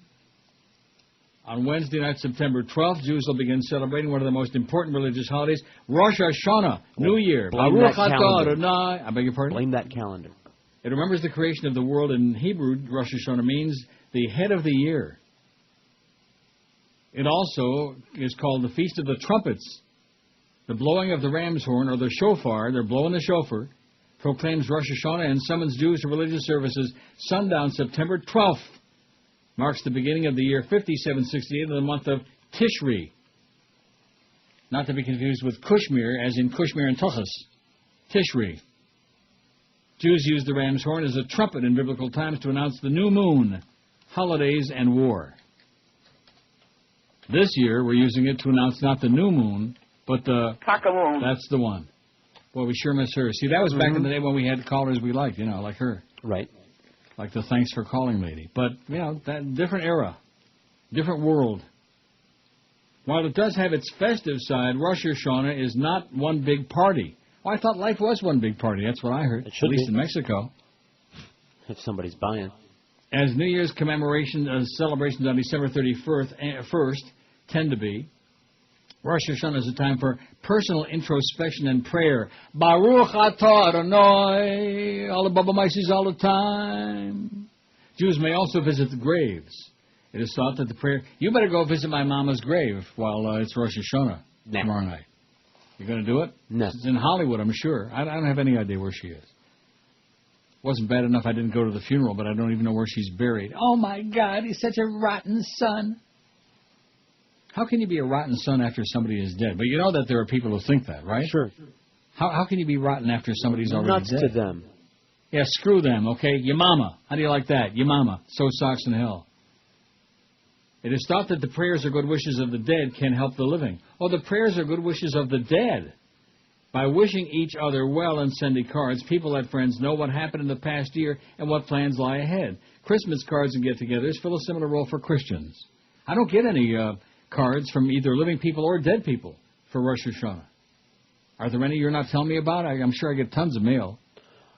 That's another thing about this radio station. Remember at IOD we used to get, like a lot of mail. Not a ton of mail, but, a pretty an amount. Yeah, we still get some books. Yeah, from people who want us to push them on the air and sell books for them, right. That's all we get. If the first line of the mail doesn't say Neil Rogers, it doesn't come to us. If it says something else and the second line says Neil Rogers, they just toss it on the desk outside. What does that mean? That means every day I come in and there's something that says the Neil Rogers Show that's not in our mail box thing. But I'm not talking about that. I'm talking about like mail from like living and breathing listeners, from people out there who care enough to send their back. Why would I get that snail mail when I don't even get mail on MySpace anymore very much, except from people I don't want to hear about, from like depressing sport in Hollywood there, with this song and the dance, giving me like a whole convoluted thing about the poll today and about he enjoyed people who have something to say and we could put that on. Well, this is the same guy who told me he thought I was running out because I was running out of money from Woodbine. Mm-hmm. And you wonder why his mood is, I think he said suicidal, something like that. Hey, listen, don't let us stop you. Here's a Seattle Times editorial, Failure of the American Airwaves. I like it. They got their thumb right in there deeply, baby, and when they pull it out, God only knows. The FCC has failed the people and the democratic system it's supposed to protect, says the Seattle Times. The many failures reached ridiculous heights in 2003, when the majority Republican commission split along party lines to gut the cross-ownership ban. The change would have allowed a single company to own a newspaper, 3 television stations, 8 radio stations, and an internet service provider in the same market. The sinister move didn't go unnoticed. The FCC was flooded with 3 million comments. Clearly, the American public is attuned to the threat media consolidation poses to democracy. America's press and other sectors of the media will continue to be marginalized unless politicians act on the currents of energy created by the growing media reform movement. Politicians, both Democrats and Republicans, should push back on the FCC. The FCC can act on a number of issues that will quickly begin the revival of an independent press and a healthy democracy. Right, I'm holding my breath. Cross-ownership, the bloating of the world's media conglomerates, begs lawmakers to re-examine this rule. Not only does it need to be better enforced, the rule needs to be expanded on a national level. No company should be allowed to reach the Power of News Corporation. The FCC has to be alarmed that the conglomerate now owns New York-based Wall Street Journal, Fox News, 2 television stations, and a daily newspaper in the city. News Corp is also launching a national financial channel. Licensing. The FCC should use a licensing program requiring TV stations to go through a rigorous renewal every 3 years. The current system has almost no impact, and renewal is done every 8 years. Stations simply send in a postcard. Tell that to Jolly Joe. All we got to do is send in a postcard. Oh, that's TV. I guess we couldn't afford the postcard, you think? Could have been. Network neutrality. This awkwardly named proposal would keep network providers such as AT&T or Comcast, which supply the pipes through which the Internet moves, from implementing different pay scales for different levels of service. This law would ensure the Internet remains a place for innovation and is not controlled by the companies that own broadband. These are just a few actions the FCC and lawmakers could take to perpetuate the press's indispensable role in democracy. It's time the FCC acted in the best interest of the people it was created to serve instead of large corporations, which reminds me of that scene in Network where he's going on about the Saudis and about this one and that one, and they own all of this crap and that crap. And when the third largest corporation in the world owns it, remember, he said, who knows what kind of crap will be peddled for truth on this network. Remember that? Right, but he didn't say crap. He said Schmidt. Who knows what kind of Schmidt's going to be peddled for truth on. That is, to me, one of the 3 or 4 greatest movies ever.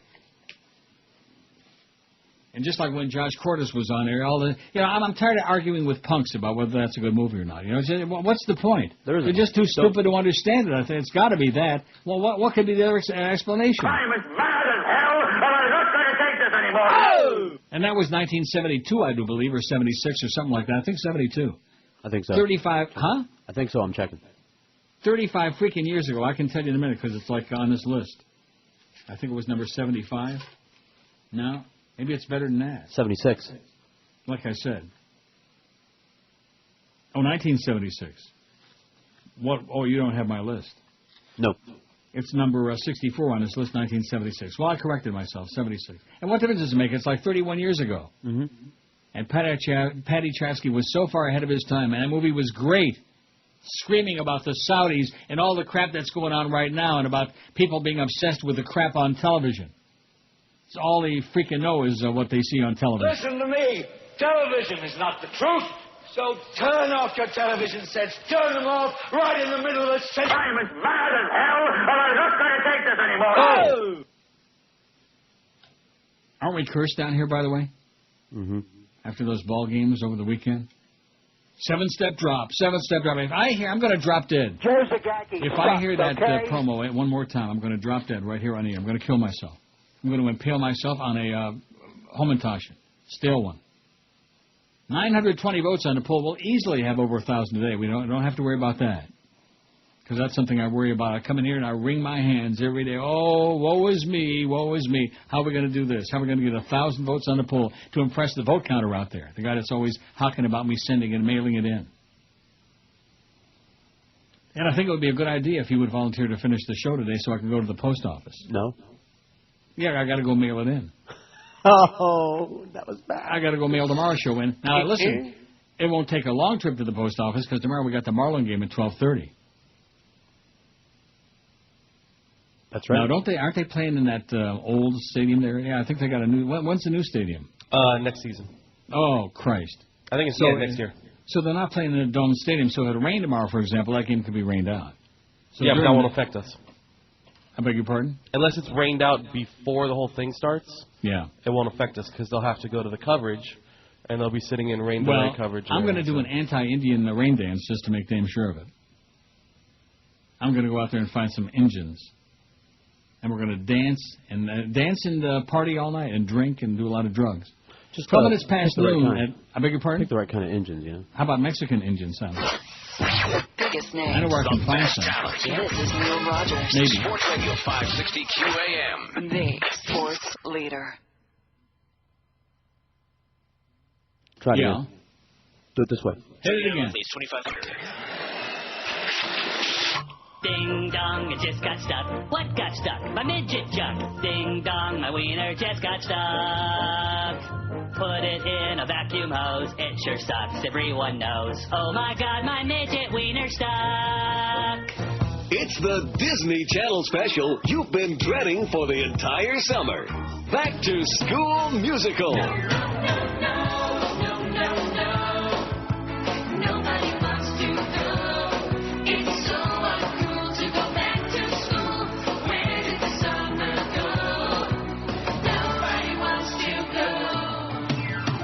To School Musical. Get ready for reading, writing, and phys ed. You gotta climb that rope.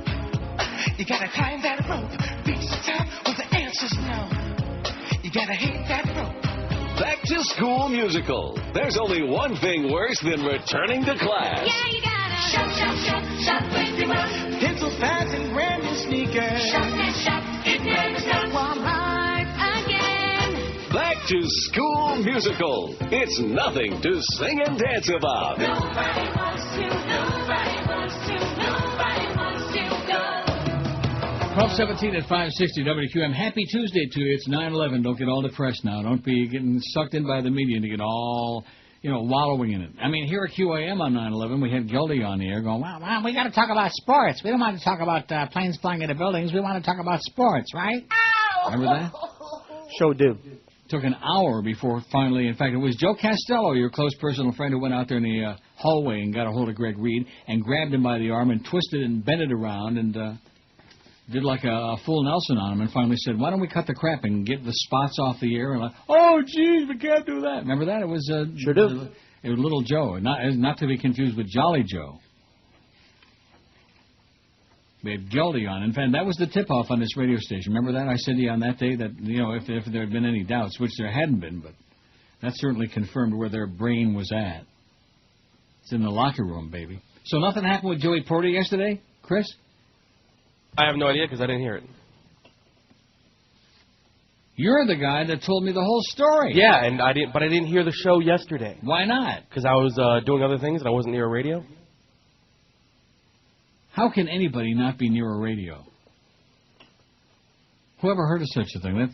That is the lamest. And I didn't know it was allowed. I sure hope that they've disconnected this thing, because this red button is like on almost all the time now. Well, it ain't me. No, I'm just saying. I'm not saying anybody is dumping anything. I'm just telling you this. The switch is zerbrochen, okay, as they say in Italy. It's zerbrochen. Not to be confused with Sauerbraten. Food in Germany is really good, by the way, in Berlin. Them bratwurst and them schnitzels. Ever have any good schnitzel? Not lately, though, but I have before. 937 votes. I think maybe this hour we're going to get real close up on that 1,000. And then after that, there's no holding us back. It's like the floods in ancient times. Remember those floods? Oh, yeah. There was Noah and the ark and Jonah and the whale and Daniel and the lion's den, all those other bubble mices. All you people are going to go to shul now because it's Rosh Hashanah, and then we got Yom Kippur coming up and the high holidays. All these, festival Jews. It's like the festival Goyim that go on Christmas and Easter, once in a while. Well, what is that all about? Is that somehow going to save your soul? Is it going to save you from yourself that you go and you put on your yarmulke and you go there and put on the tallis and you sit there, Baruch Atah, and you have no idea what the hell you're talking about? What is it? What a bunch of nonsense. That's why there's no hope for the gosh darn world. I almost said God dang. Damn. It. Yeah. Schmidt. That's why there's no hope, because these people continue. And why? Because they got brainwashed into doing it. Well, this is what we do on such and such a day. And, of course, nobody asked the musical question, why? Why? Well, Esther did this, and Esther went to school for a semester, and then she played in Gould, replacing Alan Bester. And then she worked in Eckerd's with that battery tester. You ever do a battery tester? What kind of cheap bastard tests batteries to see if they're still any good, huh? Talk about cheap. I don't even know what you're talking about. Like, what, you stick it on your tongue, that kind of thing? No, they have a battery tester. They have like a little thing, and you go in the drugstore. I'm sure they still have them. And you can test your batteries to see how much juice they still got in them. You never heard of such a thing? Yeah, I guess. Well, I mean, that's but cheap. I mean, yeah, no kidding. Even you wouldn't go to that. Doubt, throw it out. Chris, maybe I could understand. No. And even he wouldn't do it, see? So then any of you cheap... It's like people that go to the drugstore to get their blood pressure, If you want to take your own blood pressure, which I do a couple times a day, then go out and buy a blood pressure cuff, you idiot. Or at least one of those wrist blood pressure cuffs. Something. No, we got to go to the drugstore. They do it for free. And, of course, if you have a doctor that's like a real grave robber, they want you to come... I've had people tell me that. Oh, I went to the doctor to have my blood pressure taken. Did you ever hear such a thing? Yeah. You have? Yeah. You would go to the doctor to have your blood pressure taken? I'm trying to think if I've ever had it taken anywhere else. I don't go there to have my blood pressure taken. That's what I'm talking about. I'm talking about old people to whom it's a hobby in South Florida. It's a hobby to go to the doctor. Me? They got that machine at the drugstore, speaking of the drugstore. That's what I'm talking about. The doctor wants you to come and get the blood pressure taken because that's another visit and that Medicare will pay for, and he can keep running up the tally. That's what that's all about. Mm-hmm. As soon as Representative Ike Skelton gavelled that joint congressional hearing to order yesterday morning, protesters could be heard yelling, "War criminal!" at Army General David Petraeus and Ambassador Ryan Crocker, who are about to testify about conditions in Iraq, who are about to lie through their sleeve, through their ass. At least one woman could be heard shouting briefly before Skelton, Democrat of Missouri, ordered anyone who disrupted the proceedings to be removed from the hearing room. Out they go, Skelton said. He paused a few seconds and then asked no one in particular, are they gone? At least a half a dozen protesters were arrested during the course of yesterday's hearing, and their presence visibly irritated Skelton. I wonder if he's kin to Red, you think? Must be. That really pisses me off down there, these a-holes. A sharp-eared Wall Street Journal reporter overheard Skelton say to the committee's ranking Republican member, Duncan Hunter of California, those a-holes. A staffer came to the rescue later, shutting off Skelton's microphone. Members of the anti-war group Code Pink have been near a near constant presence at the hearings on the Iraq War, thank God, and several members have been removed from the hearings and arrested for other Capitol Hill protests. It wasn't clear who was removed yesterday, nor whether they were arrested or will face criminal charges. Petraeus and Crocker, I wonder if he's related to Betty Alta Crocker. Remember Betty Crocker? Yeah, just saw her. Petraeus and Crocker are making their first appearance on the Hill yesterday, or did make it yesterday, to assess the results of President Bush's troop surge, which began earlier this year. Later in the hearing, more protesters were removed, including one who appeared to be Adam Kokesh. By the way, who's this Adam guy that Joe Rose is always talking about? Adam Finkelstein or whatever this Jewish guy's name is? Adam Cooperstein? Yeah, who's Adam Cooperstein? He's one of the other sports guys on Channel 6 with Joe. Well, who the hell knows who he is? Is he like another one of these flunky sports guys? He's a sportscaster or whatever you want to call Joe. Does he know Alex Marvez? Probably. Oh. Later in the hearing, more protesters were removed, including one who appeared to be Adam Kokesh, an Iraq veteran who's become a leading figure in the anti-war movement. Several more Code Pink members and other anti-war activists remained in the hearing room, and some members worried about further disruptions. As Petraeus was delivering his testimony, another protester began shouting, "That's a lie!" as Petraeus accused Iran of supporting insurgents in Iraq. Would the entire group that's back there supporting that person be removed, Skelton requested. Well, I guess he isn't related to Red Skelton because he ain't got no sense of humor. I told you he looks like he's been dead for 40 years at least. Remember that yesterday? Mm-hmm. Methuselah's grandpa? At least 145. That's the problem. What was that movie when the kids took over the government? You remember that? Yeah, I've seen that like 5 times. It's not a bad movie. Yeah. That's what we need, is all the punks taking over. Then we won't have war. It's just a lot of drunks and a lot of drugs and stuff like that, you know. A lot of cheap booze, a lot of tequila. 942 votes on our poll about the chronic callers, and I don't miss any of them today. Do you? I don't miss any of them at all. Oh, yeah, I miss them. Yeah. Like a heartache. Oh, no. 45.2%. I hate them all, 426. And Eddie is just edging out Reverend Jones. And you know, Reverend Jones and his little group of boyfriends, they're tapping out the votes like even faster than Joe Costello could do it last week. And that's fast. Remember all those bogus votes we were getting free? Sure. Joe doesn't need us. I mean, he's got his XM. Isn't it XM? That's right. He's got that thing going, you know. Plus, you don't have to support any kids because he was smart enough not to impregnate his ex-wife. Nice going, Joe. Good move. Others could learn from your example.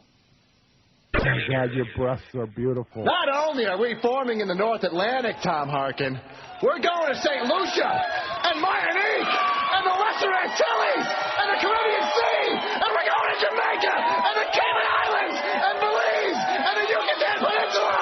Then we're going all the way to the Mexican mainland and peter out into a tropical depression.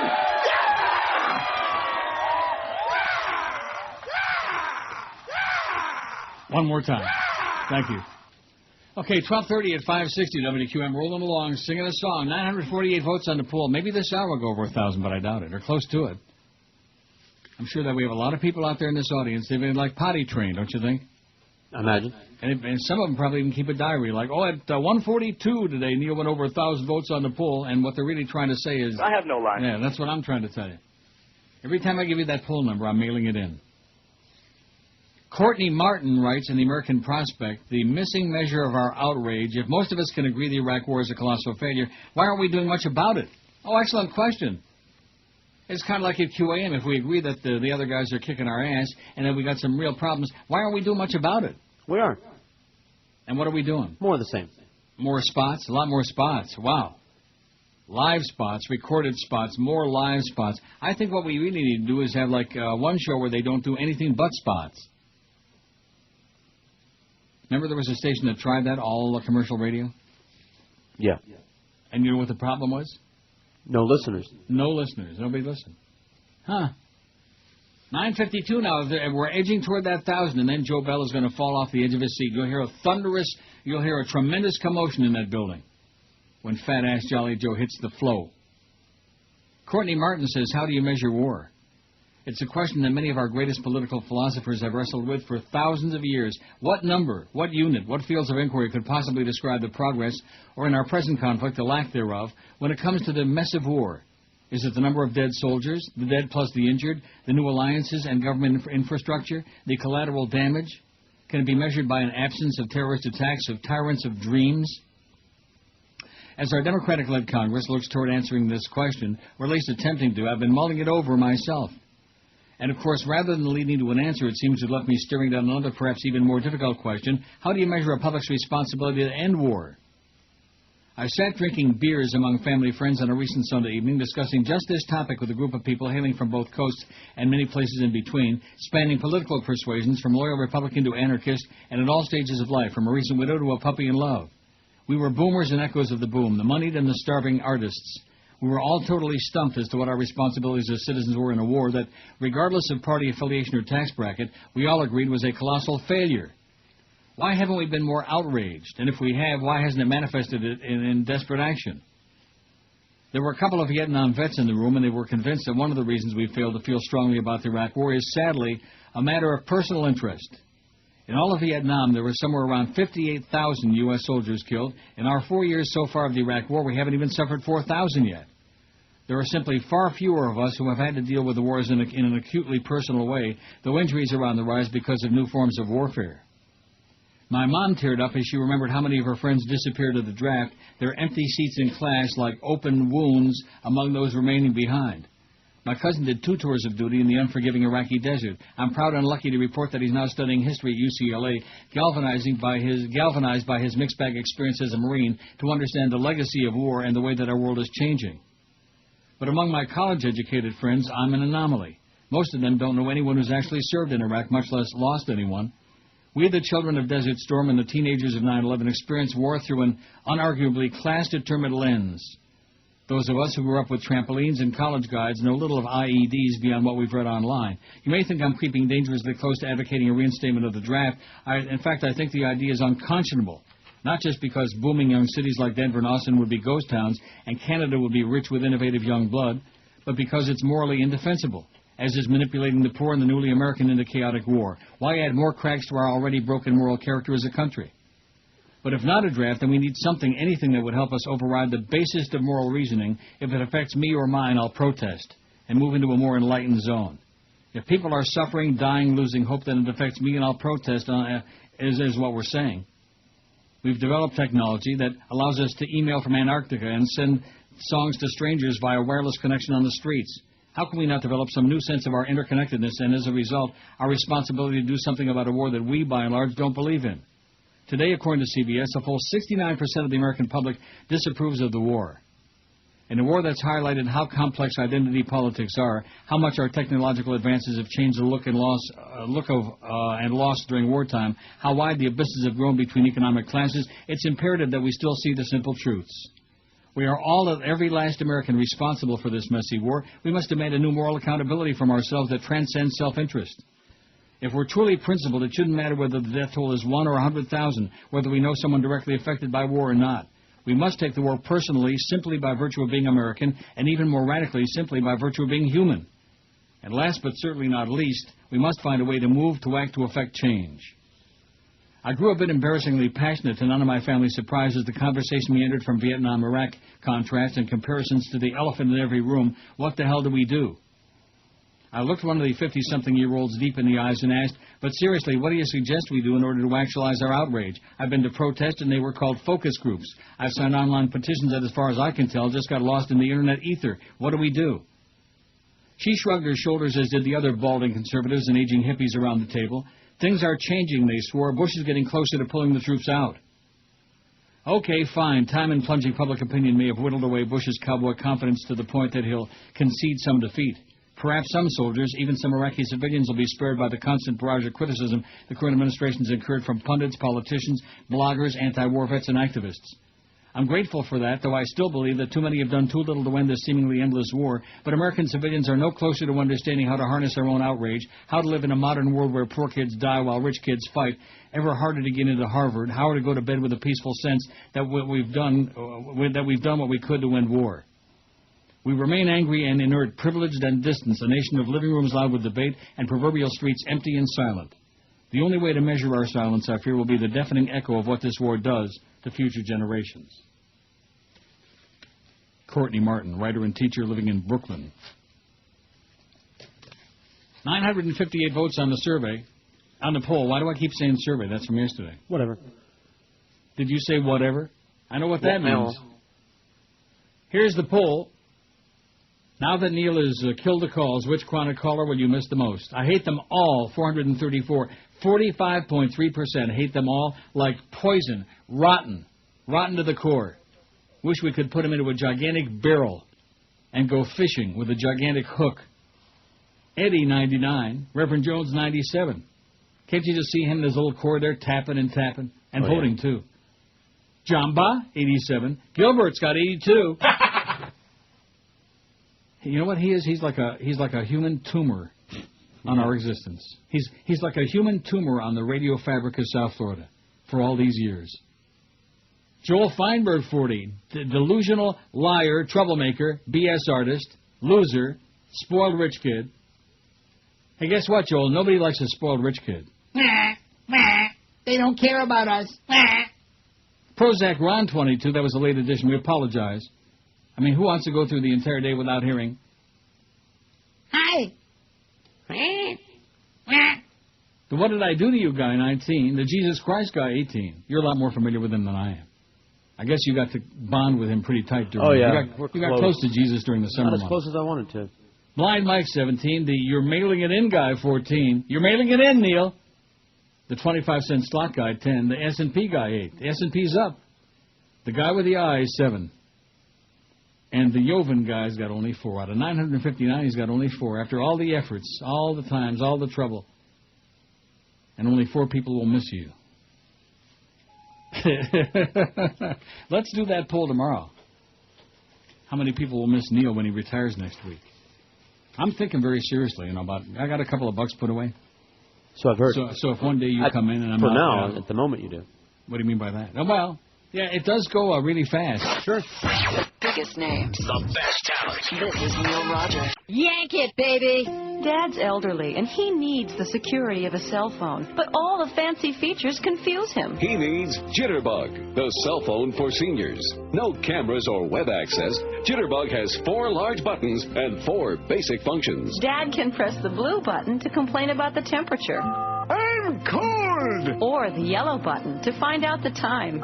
What time is it? The green button's for reminiscing. Look, there's another one of them highfalutin coffee places. Why, I remember when you'd go to a diner and coffee was just a nickel for a bottomless cup, and you could tell if the waitress was a boy or a girl, and they didn't have earrings in their noses, and only sailors had tattoos, and why I remember... Dad! And the red button is for emergencies. Give me that. Hey! Hi, Jitterbug. Could you take Dad back to the home now? Goody! Bill O'Reilly's on soon. What time is it? Jitterbug, for his safety and your sanity. 12:45 at 560 WQM. Got some bad news for all you rap fans. Miami rapper Trick Daddy was arrested early this morning after a fight at the Miami Gardens strip club Tootsie's right down the street there. Okay. Remember that song? Tootsie, bye-bye. Sure. Who did that? I don't know. Jerry Lewis. But who did that? Eddie Cantor? I'll look. Years ago. I bet you Chicken Neck knows. He's charged with disorderly intoxication and resisting arrest, said Day Detective Carlos Mora, a spokesman. Footage aired on Channel 7 showed the rapper, whose real name is Maurice Young, 32, being wheeled by paramedics into Jackson Memorial. In his jail mugshot, his nose and cheek are caked in dry blood. Oh, my God. Oh, Trick Daddy. What was that? Trick Daddy. That was Trick Daddy? Well, not yet. He was going to start singing. Oh, but you chopped it off. He's probably going to say some vulgar stuff, too. There's no question. Well, better chop that off. Especially since this button here on this thing, you better keep your eye on it. It keeps going into the red just over and over again. And like I said yesterday, back during the summertime when they had a chance to get that fixed and all straightened out, they might have had to pay the engineer here like $10 to come up and spend 2 minutes doing something or replace the switch. That might have been another $10. So rather than do that, they just let it get out of control, out of hand.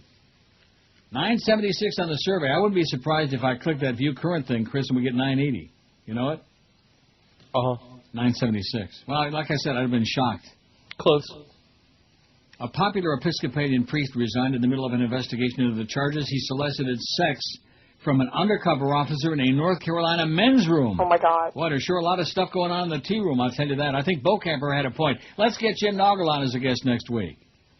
In fact, let's get him to sit in and do the show all week. Oh, I forgot to look up the D.C. weather. Why don't you Google that, Chris? Do something useful. Okay. Make sure we have a nice sunny day in D.C. tomorrow. Because although the sun has come out here finally, it's kind of like breaking up a little bit. And breaking up is hard to do. You do understand that. Are you Googling? No. Yes, I am. It's only like 60 says high of 80, low 57, and nice and sunny. Nice and sunny tomorrow in Washington, D.C. Oh! We love the Nationals. They are the best. Oh! And the Marlins are mired. Aren't they like 4.5 games behind the Nats now? They're in deep in last place. They're buried. Yeah, probably about that. After losing again yesterday, 5-4, I do believe was the final score. They really suck. That's why we ought to build them a new ballpark, because they suck. In fact, the two worst records in the major leagues, guess which two teams they are, Chris? And guess what state they play on? The Marlins and the Devil Rays. Uh-oh. Oh, my God. The two Florida teams. Neither one of them's got any business. Yeah, but the Marlins won the World Series twice. Yeah, and you know what? Nobody still cares. Anyway, the Reverend Michael Penland's resignation letter was read to congregants during Sunday Mass, said Mary Cox. They're playing here tomorrow, not in Washington. Oh, excuse me. Yeah. Well, what's the weather forecast for there? For here? Let's see. For here. It says 90, high of 90, low of 78, with possible rain and thunderstorms. Oh, rain and thunderstorms. Yep. Well, you know something? They're getting the game, and that's why they're playing tomorrow, and it's in South Florida. Well, I should have known that. They're not going to play no night game on Rosh Hashanah. See, I tried to tell you that, George, but you wouldn't listen to me, as usual. I tried to tell you that. Well, of course, it's a sports thing, so you're just militant about it. What? But that was the answer to the question. They're playing a day game so that it's over by sundown, and that the Jews can go to the ball game tomorrow. I bet you there'll be at least 3 or 4 Jews and 5 or 6 other people for a 12:35 start on a Wednesday in the middle of the week. Oh, brother! But hey, listen, it's Rosh Hashanah. We don't want to offend the Orthodox, the Frum, the Farbissen. Anyway, getting back to this priest, the Episcopalian priest. For 5 years, Penland told North Carolina police he was participating in homosexual activity and keeping it a secret from his wife, his son, and his parish. You fairy. After he was issued a citation in the sex sting in a public park restroom near Asheville, North Carolina, June 28, he returned to Boca and continued to work at St. Gregory's Episcopal Church, 100 Northeast Meisner Boulevard. He started working there in November. Father Penland. The police report became public this month. Penland, who has a doctorate in psychology, has not been deposed as a priest, but is effectively unemployed, Cox said. He can't function as a priest, she'd be saying. He's due back in court tomorrow to face a citation. The diocese is conducting its own. They're conducting their own investigation. And I'm sure we'll be getting detailed results. Not. 981 on the survey. By the top of the hour, we're going to be creeping right up on that 1,000 mark. And then you're going to see they're going to spring into action across the street. They're going to be jumping up and down like Rumpelstiltskin. Stu Gotts will be out there bowling in the middle of 441. He still can't get rid of the certificates from like 2 weeks ago's show. I mean, what is that? And Joel Feinberg yesterday is pretending that this is somebody who actually belongs on the air and isn't there because of the fact that he's just another sports station reject from like half a dozen other stations, including this one. Retreads, baby. One retread after another. Stu Gotts. All of Hank's old producers, man. Clarence. There's another retread. He's the chigger in the woodpile on this station. Make no mistake about that. Wouldn't you agree? Yes. Yes. Chris? No idea. Sure. Well, what do you mean you have no idea? Well, what does that mean? You afraid that he's going to fire your ass because you say he's a nitwit and a simpleton and a sports nerd? You got what? He said I have other duties. What does that mean? I don't know. At least he used to before he started working on this show. Now they don't like him anymore. Yeah. No, I mean, I do well, do the Hurricanes game. You should have known that. Once you got associated with this show, they don't want any part of you. Just ask. The only exception to that was Cordes, and they started to like him, so they dragged him off of the show. See how that works? They'll do anything to hurt us. That's right. They will do anything to hurt us. That's what Joel Feinberg told me when I was begging him for a job. How could anyone be so delusional to make up such swill? To be attempting to interfere in my business relationship with my fine employers whom I love dearly and who treat me so freaking well. They treat me well twice a month on payday, and that's it. The rest of the time, that's it. Although Jolly Joe was very friendly yesterday. How you doing? You making any money? I said, yeah, I'm up about $1,000, Joe. Like that. And then I went like that. And it was a long pause. He didn't know whether to scream or drop his banana. Cindy Sheehan's got a column here, Pigs of War. Do I have time to read this before the break? I think I do. She says, pigs of war come in both political colors of red and blue. We're all unfortunately very familiar with the red pigs, the pigs of war who manipulated, cherry-picked, stovepiped, and manufactured intelligence to suggest that the world at Sodom had mushroom cloud producing WMD and something to do with the tragic events of 9/11 that occurred 6 years ago now. Many blue politicians are pigs of war, and they willingly went along with the deceptions, even parroted red pig talking points whenever they got a chance, but now claim that the fiendishly clever George fooled them into believing the nearly unbelievable. I don't know about you, but I take small comfort in that excuse. When we have a system of government where our supposed public servants can profit off of war, along with the corporations that pad their bank accounts, both blue and red pigs benefit, and young people needlessly lose their lives, sometimes killing other humans in the process. Our troops and people of Iraq are the ones getting trapped between our pusillanimous politicians. These dear human beings become ciphers in purely political calculations from Congress and only an exercise in abstraction from pundits, poets, publishers, and the majority of the average Americans who haven't been personally touched by this excremental occupation. In Iraq, every citizen has been personally touched, and the American occupation is a living, fire-breathing, palpable entity that's intruded its imperialistic self into every aspect of their daily lives.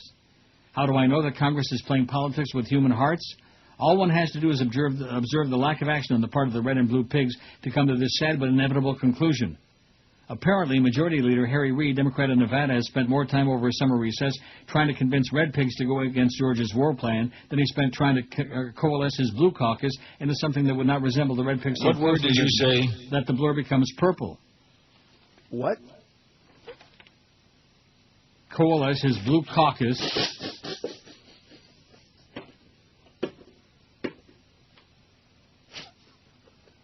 Speaker Pelosi and Reid have already decided they don't have enough votes to end the occupation, just as they decided that impeachment was off the table even before they were elected. So they'll happily hand over to George more of your tax money and China's money to continue the killing fields in Iraq. Why are they so miserly with democracy but generous with our treasury and our dear human treasure? I got two very overt answers to this question one day in Congress this past spring when I was on the Hill. In one of my meetings with Congressman Conyers, he told me that it was more important to put a Democrat in the White House in 2008 than it was to win the war. After I recovered from my shock, I knew it was confirmed that partisan politics is exactly what's killing our children and the innocent civilians in Iraq. My next stop was in a congresswoman's office who's always been 100% correct about the war. She's a lovely woman with a lovely heart and does not in any way qualify, and there are a few dozen others who do not, as a blue pig. She had tears in her eyes when she told me, Cindy, when I go to speakers' meetings and we talk about the war, all the talk is about politics, and not one of them mentions the heartbreak that will occur if we don't pull our troops out now. People are dying for two diverse but equally deadly political agendas. The red pigs want to keep the war going because they feed out of the trough of carnage, and the blue pigs want to keep it going for votes. Either way is reprehensible. There's a lot of chatter about the Petraeus report. Will the general recommend drawing down troops? Even if he does, 3 to 5,000 doesn't bring the number down to pre-surge levels, and the report says in direct contradiction of the GAO report on the surge that sectarian violence in Iraq is down 75%, without saying that the red pigs have redefined the term sectarian violence. All I know is that the report paints a rosier picture than what really exists on the ground in Iraq, and like Ron Paul said the other day on Fox News, leader of the Red Pigs wannabe debate, how can anyone believe anything they say? The blue pigs won't believe the report, but they'll expediently go along with the red pig request to further fund the disaster because they believe it'll mean political victory in 2008. It's up to we the people to care more about humanity and democracy than either the reds or blues, and it's mandatory that we mount campaigns to defeat the pigs and their masters, the war machine. 21 families here in America and dozens more in Iraq have felt the sting of lethal politics of war just since the beginning of September, and the beat goes on. What if instead of pigs of war in our government, we had elected officials who put humanity before politics and people before profits? Maybe the horrible tragedies of the Bush regime and 9/11 would never have occurred within our borders, and the rest of the world could look up to the USA with respect as a true leader in the world peace, instead of glaring at our shocking and awful quest for empire off the backs of the many who benefit the pocketbooks of the few. It's not too late, but we're getting there. Silence is betrayal, and the silence of a host of blue pigs is the biggest betrayal of all, says Cindy Sheehan. You go, girl. You know the unctuous commie Pinko Cindy Sheehan, that the troublemaker? Yeah. Who's one of the few with balls. There's a lady with balls. $9.89 on the pull, and I'll tell you when we come back from the break. Now, what was that line again? Coalesce his blue caucus. Don't get me started again. And later you're talking about something on purpose. Put it away. You're a sports leader, don't forget that. Hello, this is Arnold. This is not a tumor. It's the 1 to 2 hour. Kanye West ain't as good as me. On September 11th, we'll see. No way you see me will outsell me. If it gets some thorn and QUIT, he wants to have a debate with me. Find out who's the best in history. I just hope my album selling, cause I don't want to QUIT. I'll end up spending my days asking, do you want your burger with cheese? That is what's gonna happen to me if I have to go with QUIT. Record charts I'm afraid to see, because it could mean the end of me. Now my thinking was kinda silly to say I was gonna QUIT. Can you believe it? 994 votes on the poll. We didn't make the 1,000 yet, but we'll do it. And I got some real good news for you, George. Yeah? The Rogers phone people made it today, and they're upstairs working right now. And they Very did not good. call and interrupt the show. Isn't that good? That is good. Oh, brother. You think you got a problem with the cable and phone people there. Oh, I shouldn't have said that. That was bad, but it's true. Oh. Now, since tomorrow at sundown is Rosh Hashanah, Jewish New Year, what is the year? 2525? I love that song, Zager and Evans. Sure. On RCA. Don't you? I like it a lot. In the year... That was back, in the late 60s when we still had some social conscience, and the music reflected it as opposed to this crap like that bit I just played, Yeah. That's my handyman, Izzy. Eraser. Bizarre. Q-tip head. I'm sorry. Well, that's Q-tip head. You ever see anybody who would fit in that category, Q-tip head? Yeah. Now, the fact that all it's the time. 9/11 and we got Rosh Hashanah tomorrow, I think is probably like diminishing. Like, for example, our calls are a little weak today. Do you have any? Well, I'm sure you do. Well, you never do this, so you don't know. But can you even begin to believe what a blessing it is to me, what a bracha it is to have that thing shut in the off position and the black screen on that monitor? I can actually take that thing off of there because it doesn't look aesthetically all that great. When do you think I should start? My buddy there in Connecticut, Tony, the UPS driver, he keeps bugging me about when am I going to take pictures of the studio and post them on our website. And you're always telling me, oh, if you take pictures, Yeah. What? Yeah, what? Yeah, people want pictures of you. I don't know how to do that. Do you think I'd let you get away with that? Get away with what? Not knowing how to do something technical, like I wouldn't walk you through it? It's a good excuse, though. No, not really. No, I think it'd be a good idea to take pictures of the studio. I mean, it's a really neat... Of everything. And I've been here going on almost 6 years now.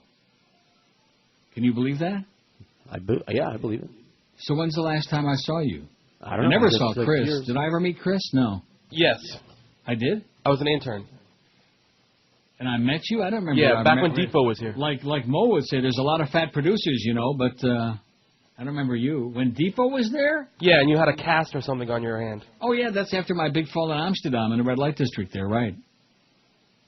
That spinning fall. Well, I'll never forget that. And the hooker, she came out, she was so, oh, mister, your nose is bleeding. Come on inside, I'll clean you up, And she did. She was very nice. And I gave her... Was it a happy ending? I gave her a few guilders. I beg your pardon? Was it a happy ending? Not the kind you're thinking about. But it was... And then I got on the tram, and I went back to my apartment, and when I got off the tram, I almost passed out. I don't think I've ever passed out in my life, but I almost passed out. In other words, you start seeing everything turns to white, Sure. And you're like all dizzy and like, oh, gee. Dizzy rhymes with dizzy. Stay away, Izzy. Leave us alone. Thanks for all your work in the past, some of it, and some of the rest of it. But for the time being, leave me alone, Izzy. You got a handyman at your house? Maybe you can give Izzy some work. Is he good? I didn't say that. I said maybe you can give him some work. It depends on what he does. He's a good painter. Okay. He's good at, he'll come in and drink some beers if you got some. We got 1,001 votes, Chris. All right. All right. I actually did meet you once upon a time in America. Yeah. And what did you say? Hello, Mr. Rogers. How you doing? Something like that. Mr. Probably. Rogers? Oh, my God. Was I wearing like a gray sweater? I don't know what I said. It was like 5-6 years ago. Whatever it was when you killed yourself. Well, that's the point. I'm trying to, define this. I mean, the audience may not care about it, but since we're not taking calls anymore, I think what we ought to do instead of spending so much time reading these bedtime stories, although I will say this, most of them are pretty damn good. Even though most people don't give a flying crap, which is what the stories are about, is nobody cares, and I'm sitting here telling everybody, hey, guess what? You don't care. And they say, that's right, we don't. But at least we can be agreeable on that, you know. But I think we ought to confabulate a hell of a lot more, especially since we ought to start that countdown. Let me go, now that we got the 1,000 votes, to our homepage. Mm-hmm. Because I think we're much too formal on the show. We ought to just, play it by ear. What do you mean by that? Well, considering you're doing the show in your underwear, how formal can we get? I am not. I got my walk-in shorts and my shirt on today. No, really? You didn't have to dress up just for us? Shorts. What? You didn't have to get all dressed up, all gussied up. Well, I did it just in case I had any visitors like today. Like a Sunday go-to-meeting. I did it just in case I had any visitors. Now, let's see. What am I looking for? Oh, at the end, at the bottom of the thing, time remaining on Neil's contract. Now, is this actually up to date? Does it change? I assume it does. Because it says 3 seconds. Now, what if I refresh it? Ah, Christ. If I refresh it, it goes back to the other page. Here we go back to the bottom, and it says, oh, yeah, it does. 1 year, 3 months, 19 days, 10 hours, 52 minutes, and 20 seconds. But the obvious question is, does that take into consideration vacation time and next summer's schedule? No. Well, in that case, I think you got about 4 weeks to go. See ya. Now, I was asking you before, when's the last time that we saw each other? It had to be right around then. I think I saw you once since you went up there, to take something to your house or something like that. That was about it. Really? Since I went up here? Yeah, maybe once. Oh, I haven't done all the shows from here the whole 6 years. No, you did like a week, or it was almost a week, and then you got fed up and stormed out in a huff. More than enough. I remember every time I would come in there and I would sit down, the first thing I would do is I'd open the mic, and of course that's on the days when the mic switch was working. You'll recall that. Right. And I would diddle with the overhead speaker so I could hear myself. Some of us don't use headphones because I hate them, and they're not good. And so for many, many moons, I'm trying to remember the first station I worked at. I think it was INZ, where we had an overhead instead of headphones. It was great. Not that we had good engineers there, because we sure did not. Although Tim Bean was there. Remember Tim? Sure. Hates me. That's what you said. I don't know. Well, you know what it has to do with? No. You want me to tell you that story before I figure out when I saw you last? I think you told me, but I forgot, so yeah, say it again. Well, there was a young engineer there. His name was David. Man, he was really cute. But anyway, that's beside the point. Then he got really ugly, like somebody hit him with the ugly stick when he moved to Tampa with his wife. But anyway, I was not hitting on him, although I would have liked to. But he was on the engineering staff, and he had something to do with, our studio and whatever. They built a new studio. It was beautiful. And in the control room, there was a separate pot for every phone line. Can you imagine that, Chris? That's just wow. There was a separate pot for every phone line on the board. I mean, it was just incredible. But anyway, we had some technical difficulties, and so I was, ripping the engineers like I always do, and deservedly so, because it was screwed up bad. I mean, really bad. And this kid, David, whatever his name was, he couldn't handle it. He just crumbled under the pressure, and he wound up taking a job in Tampa somewhere and leaving town. And Tim Bean, who was also on the engineering staff at that time, he held that against me and made me a bad guy. Well, you know what? Too bad. If you're going to be connected to the radio business, especially talk shows, you better not have thin skin, okay? If you're going to work with me, you better not have thin skin.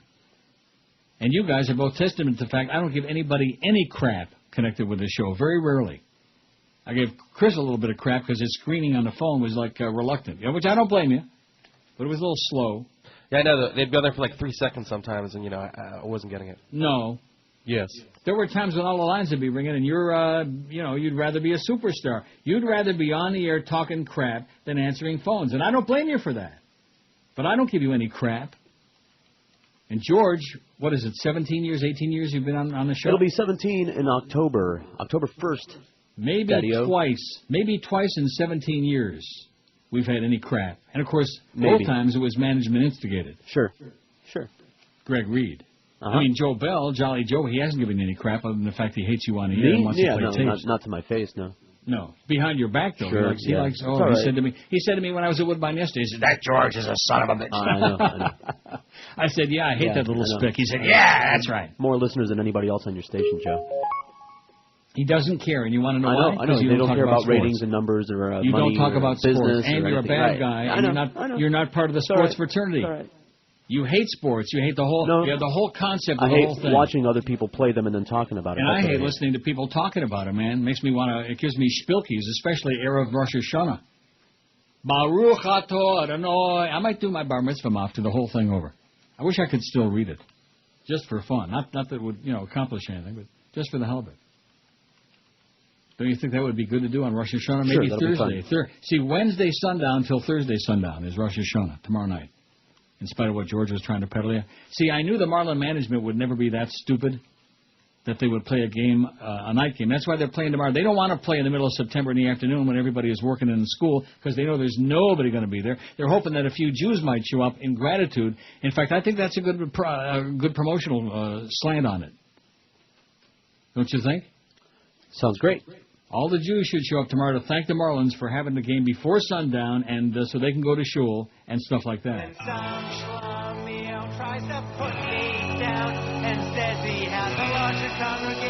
I remember one time I played that on one of the Jewish holidays, and some old lady called, and she just about had a nervous breakdown. She just about took the Mogan David and hit me over the head with a bottle. I might have to play that when we come back. It would be very sacrilegious. Names. The best talent. This is Neil Rogers. Freudians, dumb as dirt. Good morning. Sporthole Radio 560 WQAM presents Morning Sports News, a new morning drive show chock full of sports information and assorted amateur shticklock, carefully crafted by our programming mavens for us to enjoy. Hello, I'm your host, Rebbe Menashe Scheinbaum. Joining me this morning is Ethan Skolnick. Ethan. Hi. Evan Cohen. And, of course, Geldy Geldstein. This, gentlemen, is my question. Why sports? Because in high school, we always got picked last. Well, not at all. So, what would you gentlemen like to do? I know. Let's have a mystery caller. That's a wonderful idea. Okay, I'll get on this phone over here. Oh, look. We have a mystery caller on the line. Hello? Who is this? I'm the mystery caller. Let us now take a call to guess who you are. Kennedy Estates. Do you play for the Miami Hurricanes? No. Inside the building. Hello. Ho, ho!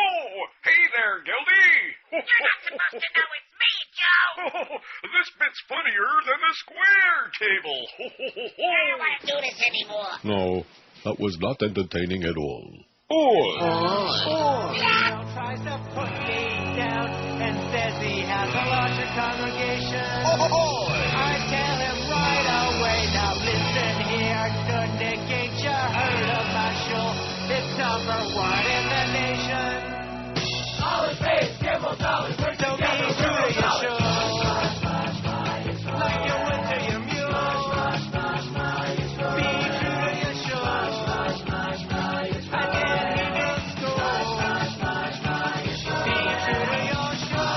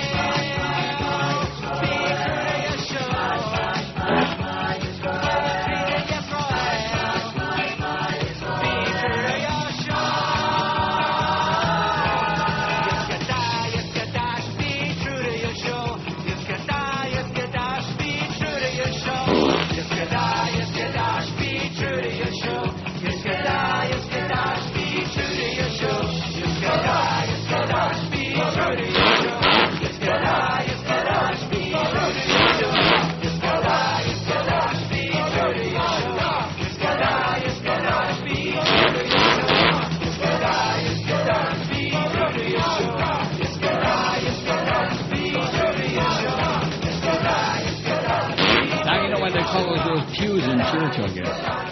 Oh, and sure, we don't call them pews. I don't know what the hell we did call them. Nor do I ever have any desire to go back and watch all those silly people with the taluses and the yarmulkes and all the getchkis and all the nonsense. And Baruch Atah, and they're davening and they're rocking back and forth like they got St. Vitus dance in their pants. All over the world, crazy religious people. All you kids out there, if you're playing hooky today, remember one thing. The crazy people are the religious people and vice versa. And the more religious, the crazier they are and the more dangerous they are.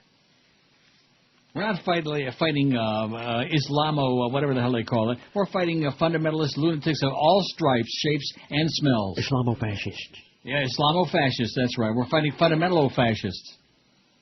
Kirk says, Neil, thank you for not taking any more calls. The show goes so well without them. I like the bedtime stories better. Thanks. You're welcome, Kirk, and thank you. Thank you for having the balls to send a fax in and at least say something positive for a change. Thank God for Kirk. Isn't that nice? That is. Now, most people in South Florida don't want to be nice. In addition to which, I guess they figure, well, nice is boring. You know, it's better if we call and say, oh, we want the callers back. Well, you know something? Ain't going to happen, baby. Ain't going to happen. I need the callers, as they say in Finland, like a Lochenkopf, okay? Like a hole in the head. And I do, speaking of needing that like a Lochenkopf, let me tell you, MySpace people, got a couple of cute, thank God for that. Cute comments on there. That spazzing spaz there who weighs 4,000 pounds, he's a good guy. He sends some good stuff. And Angie Cymbidium. Some cute comments. But Tum Luku, who's a little cuckoo, I think, and there's another guy, too. You know these Macy's, I got a $500 coupon from Macy's, and if you click here, do not send those to me. Right. The first time you send those to me, I just delete them. The second time you send those to me, I delete you. Yeah. Okay? I don't want them. I'm not interested in participating and help you win some stupid certificate. It's like, scouts that come knocking on the door, you know. Oh, if I sell so much candy, I can get a scholarship to a PU, you know, like that. Just don't waste my space. My space. How's the poll going? Now that Neil has killed the calls, which chronic will you miss the most? 1,028 votes. That's not too bad. What would you say, Chris? You pretty happy about that? Yeah, well, okay. Good. See, that was a rhetorical question because no matter what you said, I don't really care whether you're happy about that. For what they're paying you, you don't need to be happy, okay? Just sit there and, do the least you can get away with. No, see, for what they're paying me, I should try to be happy. If they were paying me a lot, then I wouldn't care. Yeah. But they're not paying me a lot, so I hope I'm at least happy. Are you happy? Yes. Good. Are we treating you well? Yes. And the callers are treating you well because you can't complain about the way the callers are treating you because we're not taking any. Exactly. You don't have to take any abuse from them. 1,031 there. I hate them all the chronics. 45.1%, 465 votes. It's an overwhelming response by the audience. Eddie, 106. Reverend Jones, 105. Neck and neck, nose to nose. Boy, would I like to bury the two of them at the finish line, right at Pompano Park.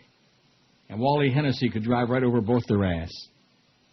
Come on, Wally, over here. Get Donald Brainerd. We'll bury the one way out here by the outer rail. Donnie will get him. Get Miriam Tolan. She'll knock them both off. Get Anthony Napolitano. Hey, Anthony, over here, baby. Stay on the rail. Quit, We got a few guys there like knocking everybody in the field down. Well, that's more fun. Let's talk some harness racing. What do you say? Not. Go for it. Not. Eddie, 106. Reverend Jones, 105. One vote apart.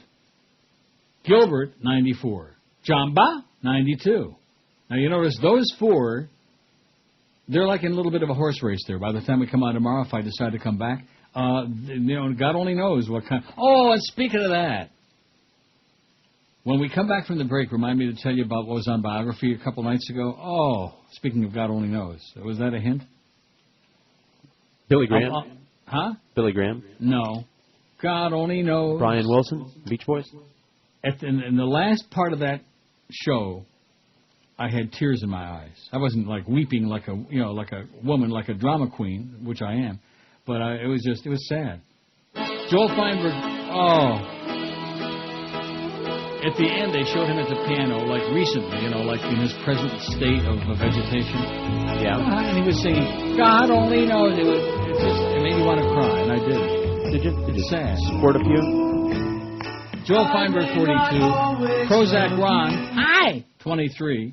The Jesus Christ guy, 21. The What Did I Do to You guy, 20. Blind Mike, 18. My, look out now. The You're Mailing It In guy, 17. I think he eloped with Defoe. He stole that line. You're mailing it in. Maybe it's Defoe's daddy. The 25-cent slot guy, 10. The S&P guy, 8. The guy with the eye, 7. And the Joven guy, solamente cuatro. Not too good. Oh, I got to do a break. A spot. See, I faked you out again, didn't I, Chris? Sorry. Yes. You get nervous? No. Did you think that my old-timers was kicking in? No, never. Well, I don't want to get too carried away. You know, I'm just not that I'm anxious for 2 o'clock to come. I'll be honest with you. I don't have any. I mean, like this morning, I got right up out of bed at the regular time, about 7:40 or whatever it was, and it's not a problem. And like George always says, any day that I actually get up out of bed it's a bonus. That's right. Just hearing your voice. There you go. It's the voice of I don't got to do the show that day. Week after week, more people are taking advantage of Neil's half-price deals on WQAM.com. And now it's time for another new restaurant offer. Starting this Thursday, day after tomorrow, you'll be able to buy $100 gift certificates for $50 to the Blue Moon Fish Company's Coral Springs location. The owner-chefs of Blue Moon Coral Springs have set a masterful tone for dining in the most elegant of settings. Specials include lobster and shellfish pan roast, sesame-crusted big-eye tuna looking right back at you, macadamia nut-crusted Chilean sea bass, an Asian stir-fry, and peppercorn-rubbed New York sirloin. You notice how it says here, New York, and Y-O-U-R. Even Duff is falling into it. You know, it's really sad. It's rubbing off. Peppercorn rubbed New York sirloin. Rub Duff with some peppercorn, see what happens. Grilled filet mignon, herb-crusted New Zealand rack of lamb, and lots more for all you meat lovers, too. The Blue Moon Fish Company in Coral Springs, you'll find them at 11317 Royal Palm Boulevard. Call 954-755-0002 for reservations. And thanks to yours truly, you can buy $100 gift certificates at half price, and the store will be open this Thursday at noon, right around noonish, on WQM.com. And don't forget, act fast, because once those 50 are, is it 50 or 100? 100. We have 100 of them? Let's see. I think 50. Once they're gone, they're all 50 gone. We have what? 50 $100 ones. This Thursday at noon at WQAM.com. Up until now, I thought Chris was okay. Up until now. The best talent. This is Neil Rogers. Lord even loves Neil Rogers. After years of drug abuse and controversial rehabilitation, Beach Boy Brian Wilson is ready to release a collection of his latest compositions. Thanks for granting us this interview, Brian. Brian, do you have any idea how retarded you sound? I'll show you what I mean. Here's how you sounded back in '62 from this early Beach Boy recording session. Hey, man. Did you like it? Yeah. Okay. My ears. Man. Okay, wait. Listen. Okay. You like it? Oh, that's very nice, Brian. Did you like it? Well, it's a little hard to dance to. You like it? Yeah, very nice, Brian. The Brian Wilson collection of burned out compositions. You like it? Oh yeah, that's great. Master copy available now on eBay. Do you like it? Well, I've got to be going. Do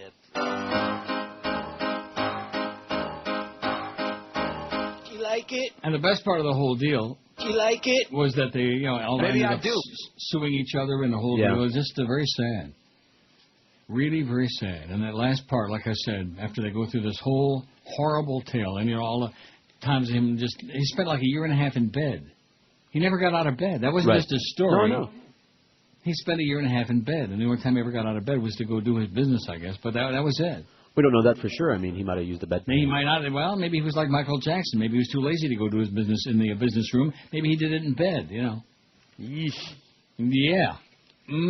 Yeah. We ought to ask him. Do you like it? Maybe I do. But there at the end of the show, there he is sitting at the piano, and he's just singing a cappella. It's pathetic. He's singing into a microphone. God only knows, and it's like a shadow of a human being. You know what I mean? Yep. It's you'll have to see it. It's a great channel, by the way, Biography. Do you have it? Sure. A lot of the cable systems, they charge a premium for a biography, which I think is criminal. I think History Channel biography, it ought to be mandatory. They're on there for free, okay, on all cable systems, or somebody should raise holy hell. They have no interest in educating anyone. Oh, I'm sorry. 1046 on the poll. Our goal is 1050. Okay. When the Twin Towers were hit, writer Peter Lance watched in horror from his Santa Barbara home. His immediate concern was for his son Christopher, whose high school was just a few blocks from Ground Zero. After learning his son was safe, the award-winning investigative journalist turned his focus to answering two questions. How did this happen, and could it happen again? After a decade in Hollywood working as a screenwriter and novelist, Lance, a graduate of Columbia Journalism School and Fordham Law School, returned to the journalism that earned him 5 News Emmy Awards and began investigating the FBI's actions and inactions in the years before 9/11. His findings have not been promising. The FBI hasn't reformed itself. They can't do now what I can do with FileMaker Pro and Google, connect the dots. Lance, a former producer and correspondent on Nightline 2020 World News Tonight, tells Raw Story. He says the Bureau is a failure at counterterrorism. At the time of the attacks, Lance was working on a Showtime movie about the 1993 World Trade Center bombing and its mastermind, Ramzi Youssef. After the towers crumbled, Lance turned his focus to the origins of the 9/11 attacks. His first post-9/11 investigative book, 1,000 Years for Revenge, traced al-Qaeda's planning for the attacks back to the 1993 bombing, and approved, Lance says, that both operations were directly linked and planned by Youssef. Lance's law background, he was an assistant in the New York County District Attorney's Office while finishing law school, helped him comb through thousands of court records while researching the book. The book attracted attention from the 9/11 Commission, which invited Lance to testify, and it became the basis for ABC's miniseries, The Path to 9/11, which Lance says twisted his findings to turn the FBI's failures into successes. When I finally saw the manifestation of my work in this miniseries, I was sickened, Lance said in an interview. Sickened, as in puking his guts out. Instead of using the book properly, they basically distorted it. That's right, they distorted it. Lance also accused the 9/11 Commission of producing its report with undue influence on the very agencies that dropped the ball in anticipating the attack. His testimony, which was delivered behind closed doors at FBI headquarters, was reduced to a footnote in the report, he'd be saying. After a lengthy legal battle over the rights to his work, Lance settled with ABC, and the network imposed a gag order to prevent him from speaking out when the miniseries aired last year. Lance breaks his silence for the first time and outlines twisting of his work in an essay published yesterday on Raw Story. He reprints an email he received from the miniseries producer, Cyrus Nowrasteh. It's got all consonants. I don't know. Who claimed 1,000 Years for Revenge was the only book ABC wanted, then recounts how the producer appropriated his work without compensation after he agreed to sell the rights to a competing network. Over the course of reporting and writing 3 books on the FBI, Lance has managed to trace the origins of the 9/11 plot to before the 93 bombing. He profiles FBI agent Nancy Floyd and Ronnie Bucca, a former Green Beret who became a New York firefighter and died on the 78th floor of the World Trade Center South Tower. Both were investigating al-Qaeda plans, but unable to convince superiors of their importance. They're both making these connections while being thwarted by the people above them, he said. After reviewing tens of thousands of pages of court transcripts and internal FBI documents and interviewing hundreds of sources, Lance is still pursuing the story behind the FBI's failure to prevent 9/11. His latest investigations are unraveling how the FBI failed to act on terrorism warnings so as not to compromise organized crime prosecutions the Bureau was pursuing. Lance's book, Cover Up, inspired the Brooklyn DA to investigate former agent Lindley DeVecchio, who's been indicted on 4 counts of second-degree murder. No relation to former Red Wing hockey player Alex DelVecchio. You think? Huh? On his website, Lance outlines the connections between DeVecchio, a mob informant, and convicted al-Qaeda operatives. Today marks the 6-year anniversary of 9/11, and Lance's tenacity in unraveling the lead-up to the attack hasn't let up. Who knows whether the full story behind the intelligence failures will ever be known, but Lance says he's not going to stop connecting the dots. Just like in India, they're connecting the dots. I say that a lot at Woodbine, like, it'll be some Indian woman like, what's dot? And then she comes real close to you, and you can smell that curry around. That's the revenge, All right. But I will tell you again, though, there's a lot of beautiful people from India. And they're probably, selling you bogus drugs right now as we speak. I'm talking about prescription drugs, not street drugs. Okay. Well, you got to differentiate, especially in South Florida, because we know there's no street drugs. Right. I don't buy off the Indians anyway. Well, you ought to go over to the Seminoles. Maybe they can cut you a nice deal. Maybe go see Governor Charlie Crist, and maybe Defoe can cut you in on one of his deals. He's on the inside of all sold that those crap. out of those little trailers there. I'd be there all day. Now, is that where they're selling those cancer sticks with the worms in them? Yeah, I mean, they're not all trailers, but they have a lot of them. We got 1050. Didn't we have 1050 at one point yesterday? I was doing that whole thing about Chum, CHUM Toronto, and WMGM, WHN New York, 1050 on the dial. That's back in the day when we had all... Oh, boy. WMGM with Peter Tripp, the curly-headed kid in the third row, playing all the hits all the time. Bet you Rick Shaw remembers that. Peter Tripp, I think, was the one who went to jail, one of many who went to jail for payola. I think a tip-off was when the record Love is Strange by Mickey and Sylvia was #1 on the charts before it ever was released in the stores. Don't you find that a little bit strange for Love or anything else? It is strange. And that was a medley of their smash, and then Mickey and Sylvia, kind of like somebody slipped into Mickey and they disappeared.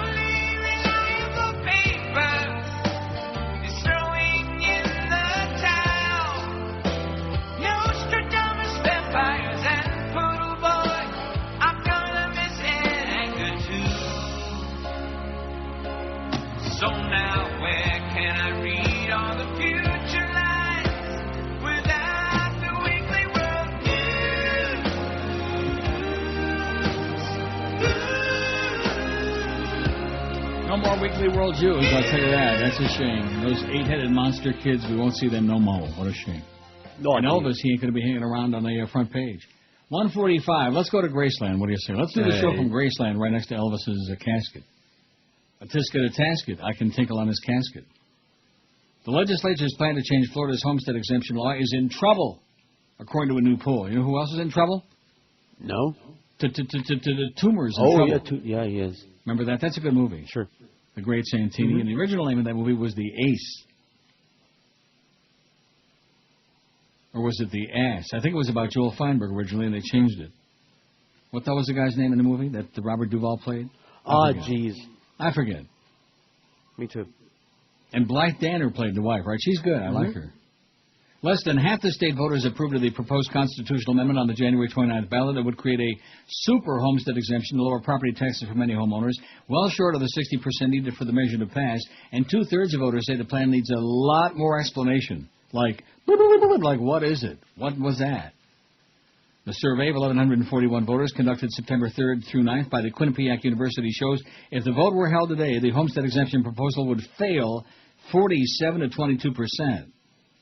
Opponents will be happy that the level of support has dropped from 57 to 47%, 13 points short of the margin needed for passage, said Peter A. Brown, Assistant Director of the Quinnipiac Polling Institute. Supporters, however, can take some heart that there remains a strong desire for more tax cuts and not that much sympathy for local government claims that they can't lose the revenue. Bada-beep, bada-boop, bada-bop. Do you understand it? No. Voters continue to give Republican Governor Charlie Crist high marks with a 65% job approval rating. Although that slipped from his all-time high of 73% in July, Crist remains more popular than most governors and even gets a 64% approval from Democrats, most of whom are gay. And while 55% say Crist has kept his campaign promises so far, 62% said they don't expect property taxes to drop significantly during his term, but they like him because he's a gay blade. He's a hell of a guy. He's good at a party, I guess. Right? Sure. And probably a fashion plate even more so than I am. I imagine. Yeah. Well, I ain't saying much. Here's the result of the poll so far. We have 1060 now. I'm trying to think of what 1060 was on. I don't know. Was it KMOX? No, that was 1130. I don't know what 1060 was. Do you? No. Nope. What would you know? Nothing. 1020 was KDKA. 1030 was WBZ. 1040, I believe, was was it KXEL in Waterloo, Iowa? KXEL in Waterloo, Iowa. How do you like that, huh? I wouldn't be surprised if that's correct. Not that anybody cares, but it goes to show you the kind of stuff that's stuck in your brain as you become ancient and fossilized. KXEL in Waterloo, Iowa. Why would anybody want? I bet you Jolly Joe Bell knows about that place. It's right up his alley, I bet. Now that Neil has killed the calls, which chronic caller will you miss the most? 45%. You know, it's been constant all day long. You know, maybe a tenth of a point up or down, whatever. But it's 45%, almost half. They hate them all. 477. They hate all of you. They wish you a wicked and speedy death. Even the Goyim are going to Shul tomorrow just to pray for you to croak, all you chronic callers. Eddie, 110, and Reverend Jones, 110. It's a dogfight, baby. Oh, sorry. I got a story on dog fighting if I have time. It's a horse race. When's the last time we had that? A flat-footed, even-Steven tie. Eddie, 110, Reverend Jones, 110. Gilbert, 96. He's right on their tail. John Ba, 95. He's right on Gilbert's ass. Now, maybe you can explain to me, which are the ones that would get together and sit around and meet during the show, like hold a meeting? Oh, Prozac Ron and make the calls. Daron Jamba. Daron Grabanaski. And Prozac Ron. Daron. Daron. D-A-R-O-N. Daron. Right. Da. He's the Jamba guy, and then Prozac Ron is Ron. And they would sit around and they would get together and then rub baby oil on each other's fat bellies and rub their bellies together. And probably rub it on the phone, too. Call and get off. The phone. Yeah. Gilbert, 96. Jamba, 95. Joel Feinberg, only 45. Small potatoes. You're like Frankie Pentangeli, Joel. You're small potatoes with daddy's money. Big deal. We're not impressed. Prozac Ron, 23. Late edition, but it didn't help. Hi. The Jesus Christ guy, 22. The What Did I Do to You guy, Neil, 20. Blind Mike, 18. The You're Mailing It In guy, 18. Pretty weak. I guess he thought he was very impressive, you know, because I talked about him a little bit. That's what they want. They want me to talk about them. Sure. And then they go and they write it in their diary. Oh, Neil talked about me. I really got to that son of a bitch. Like that, you know. The 25-cent slot guy, he's been stuck on 10, as in a dime. Maybe he's playing the dime slots. The S&P guy, 8. The guy with the I, 7. And the Joven guy, he's been stuck on 4 since Jesus was a baby. And don't be talking about Yoshki, Erev Rosh Hashanah, okay? The Jews will get really upset about that. Although he was Jewish. That's a good poll question. Would you invite Jesus to a Passover Seder? For our Jews in the audience, both of them. I think we ought to do that ethnic thing again. Now, is it a religious thing, or, you know, how do we do that? I don't know. Let's do it both ways. Both ways? Yeah. Why not? Like Cuban and Indian and Hindu and Jews and... No, we can do a religious one. Where are your people from? What are you? Where are your people from? Right. But we could break it down. We could do a religious one one day and then an ethnic one another day. That sounds like a cop-out to me. Good idea. Hey, listen, now, you know as well as I do that they're doing several shows a week, especially 5. It's brutal. The poll thing. Although, yeah, I've got a couple of good. I got the one about the movies here. I got the one that about, and in fact, the one for tomorrow. I don't see that Eric has got it on there yet. No, nothing to switch. Come on, Fatso. Not that I want to switch it now, but which do you think we'll see as president first? A woman? African American. Not that this is going anywhere. You understand that? Right. Not that they're suggesting anything. A gay man or woman. None of them, or I don't care about politics. So basically, it's, you know, do you think it's going to be Hillary? Do you think it's going to be Barack Obama? Neither one of them, or I don't give a crap. I don't feel so bad about I don't give a crap anymore like I used to. I used to think, oh, these people are such morons. When are they going to get involved? Involved in doing what? When you vote in Florida, and that's another thing, a brilliant thing about the Democratic Party of Florida, you know, trying to move the primary up, beat everybody else. And so that, you know, unless something changes, the National Democratic Committee says, hey, guess what? We're not going to recognize Michigan and Florida, your delegates at the convention. So that would mean in the primaries, the Florida voters, all of you people, your votes would mean squat, nothing. Wouldn't count because you wouldn't get any delegates. Brilliant. Well, you know, Florida's got a way of doing it. You know what I'm saying? Yeah, the effing way. That's right. Just like we do here at QAM. There's the right way to do it, then there's the wrong way to do it, and then there's the QAM effing way to do it. And then there's the Joel Feinberg way of doing it, which is devious and dishonest and demented, delusional, baby, in a dream world. I wouldn't work for you if you paid me $5 million a year cash up front. Although, let's give it a shot.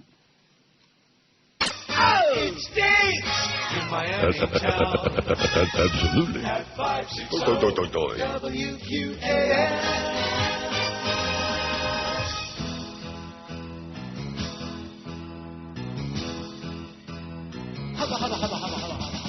Men who like hogging about other guys are usually hiding from what they realize. They want their nose in an athlete's life. It's a yellow jockstrap.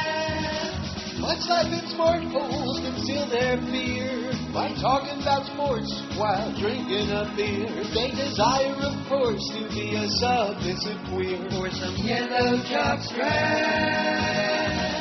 Yellow jockstraps, yellow jockstraps. Only queers want to hear sports all day. Yellow jockstraps, yellow jockstraps. The management here is undeniably gay. Anyone who wants to hear just sports all stinking day is dreaming about a locker room, golden shower spray. Yellow jockstraps. Hey, how about those Dolphins? What a game they played. And somebody's kid with the Hurricanes. You talk about it all the time, makes you a maggot, I'm afraid. You like yellow jockstraps,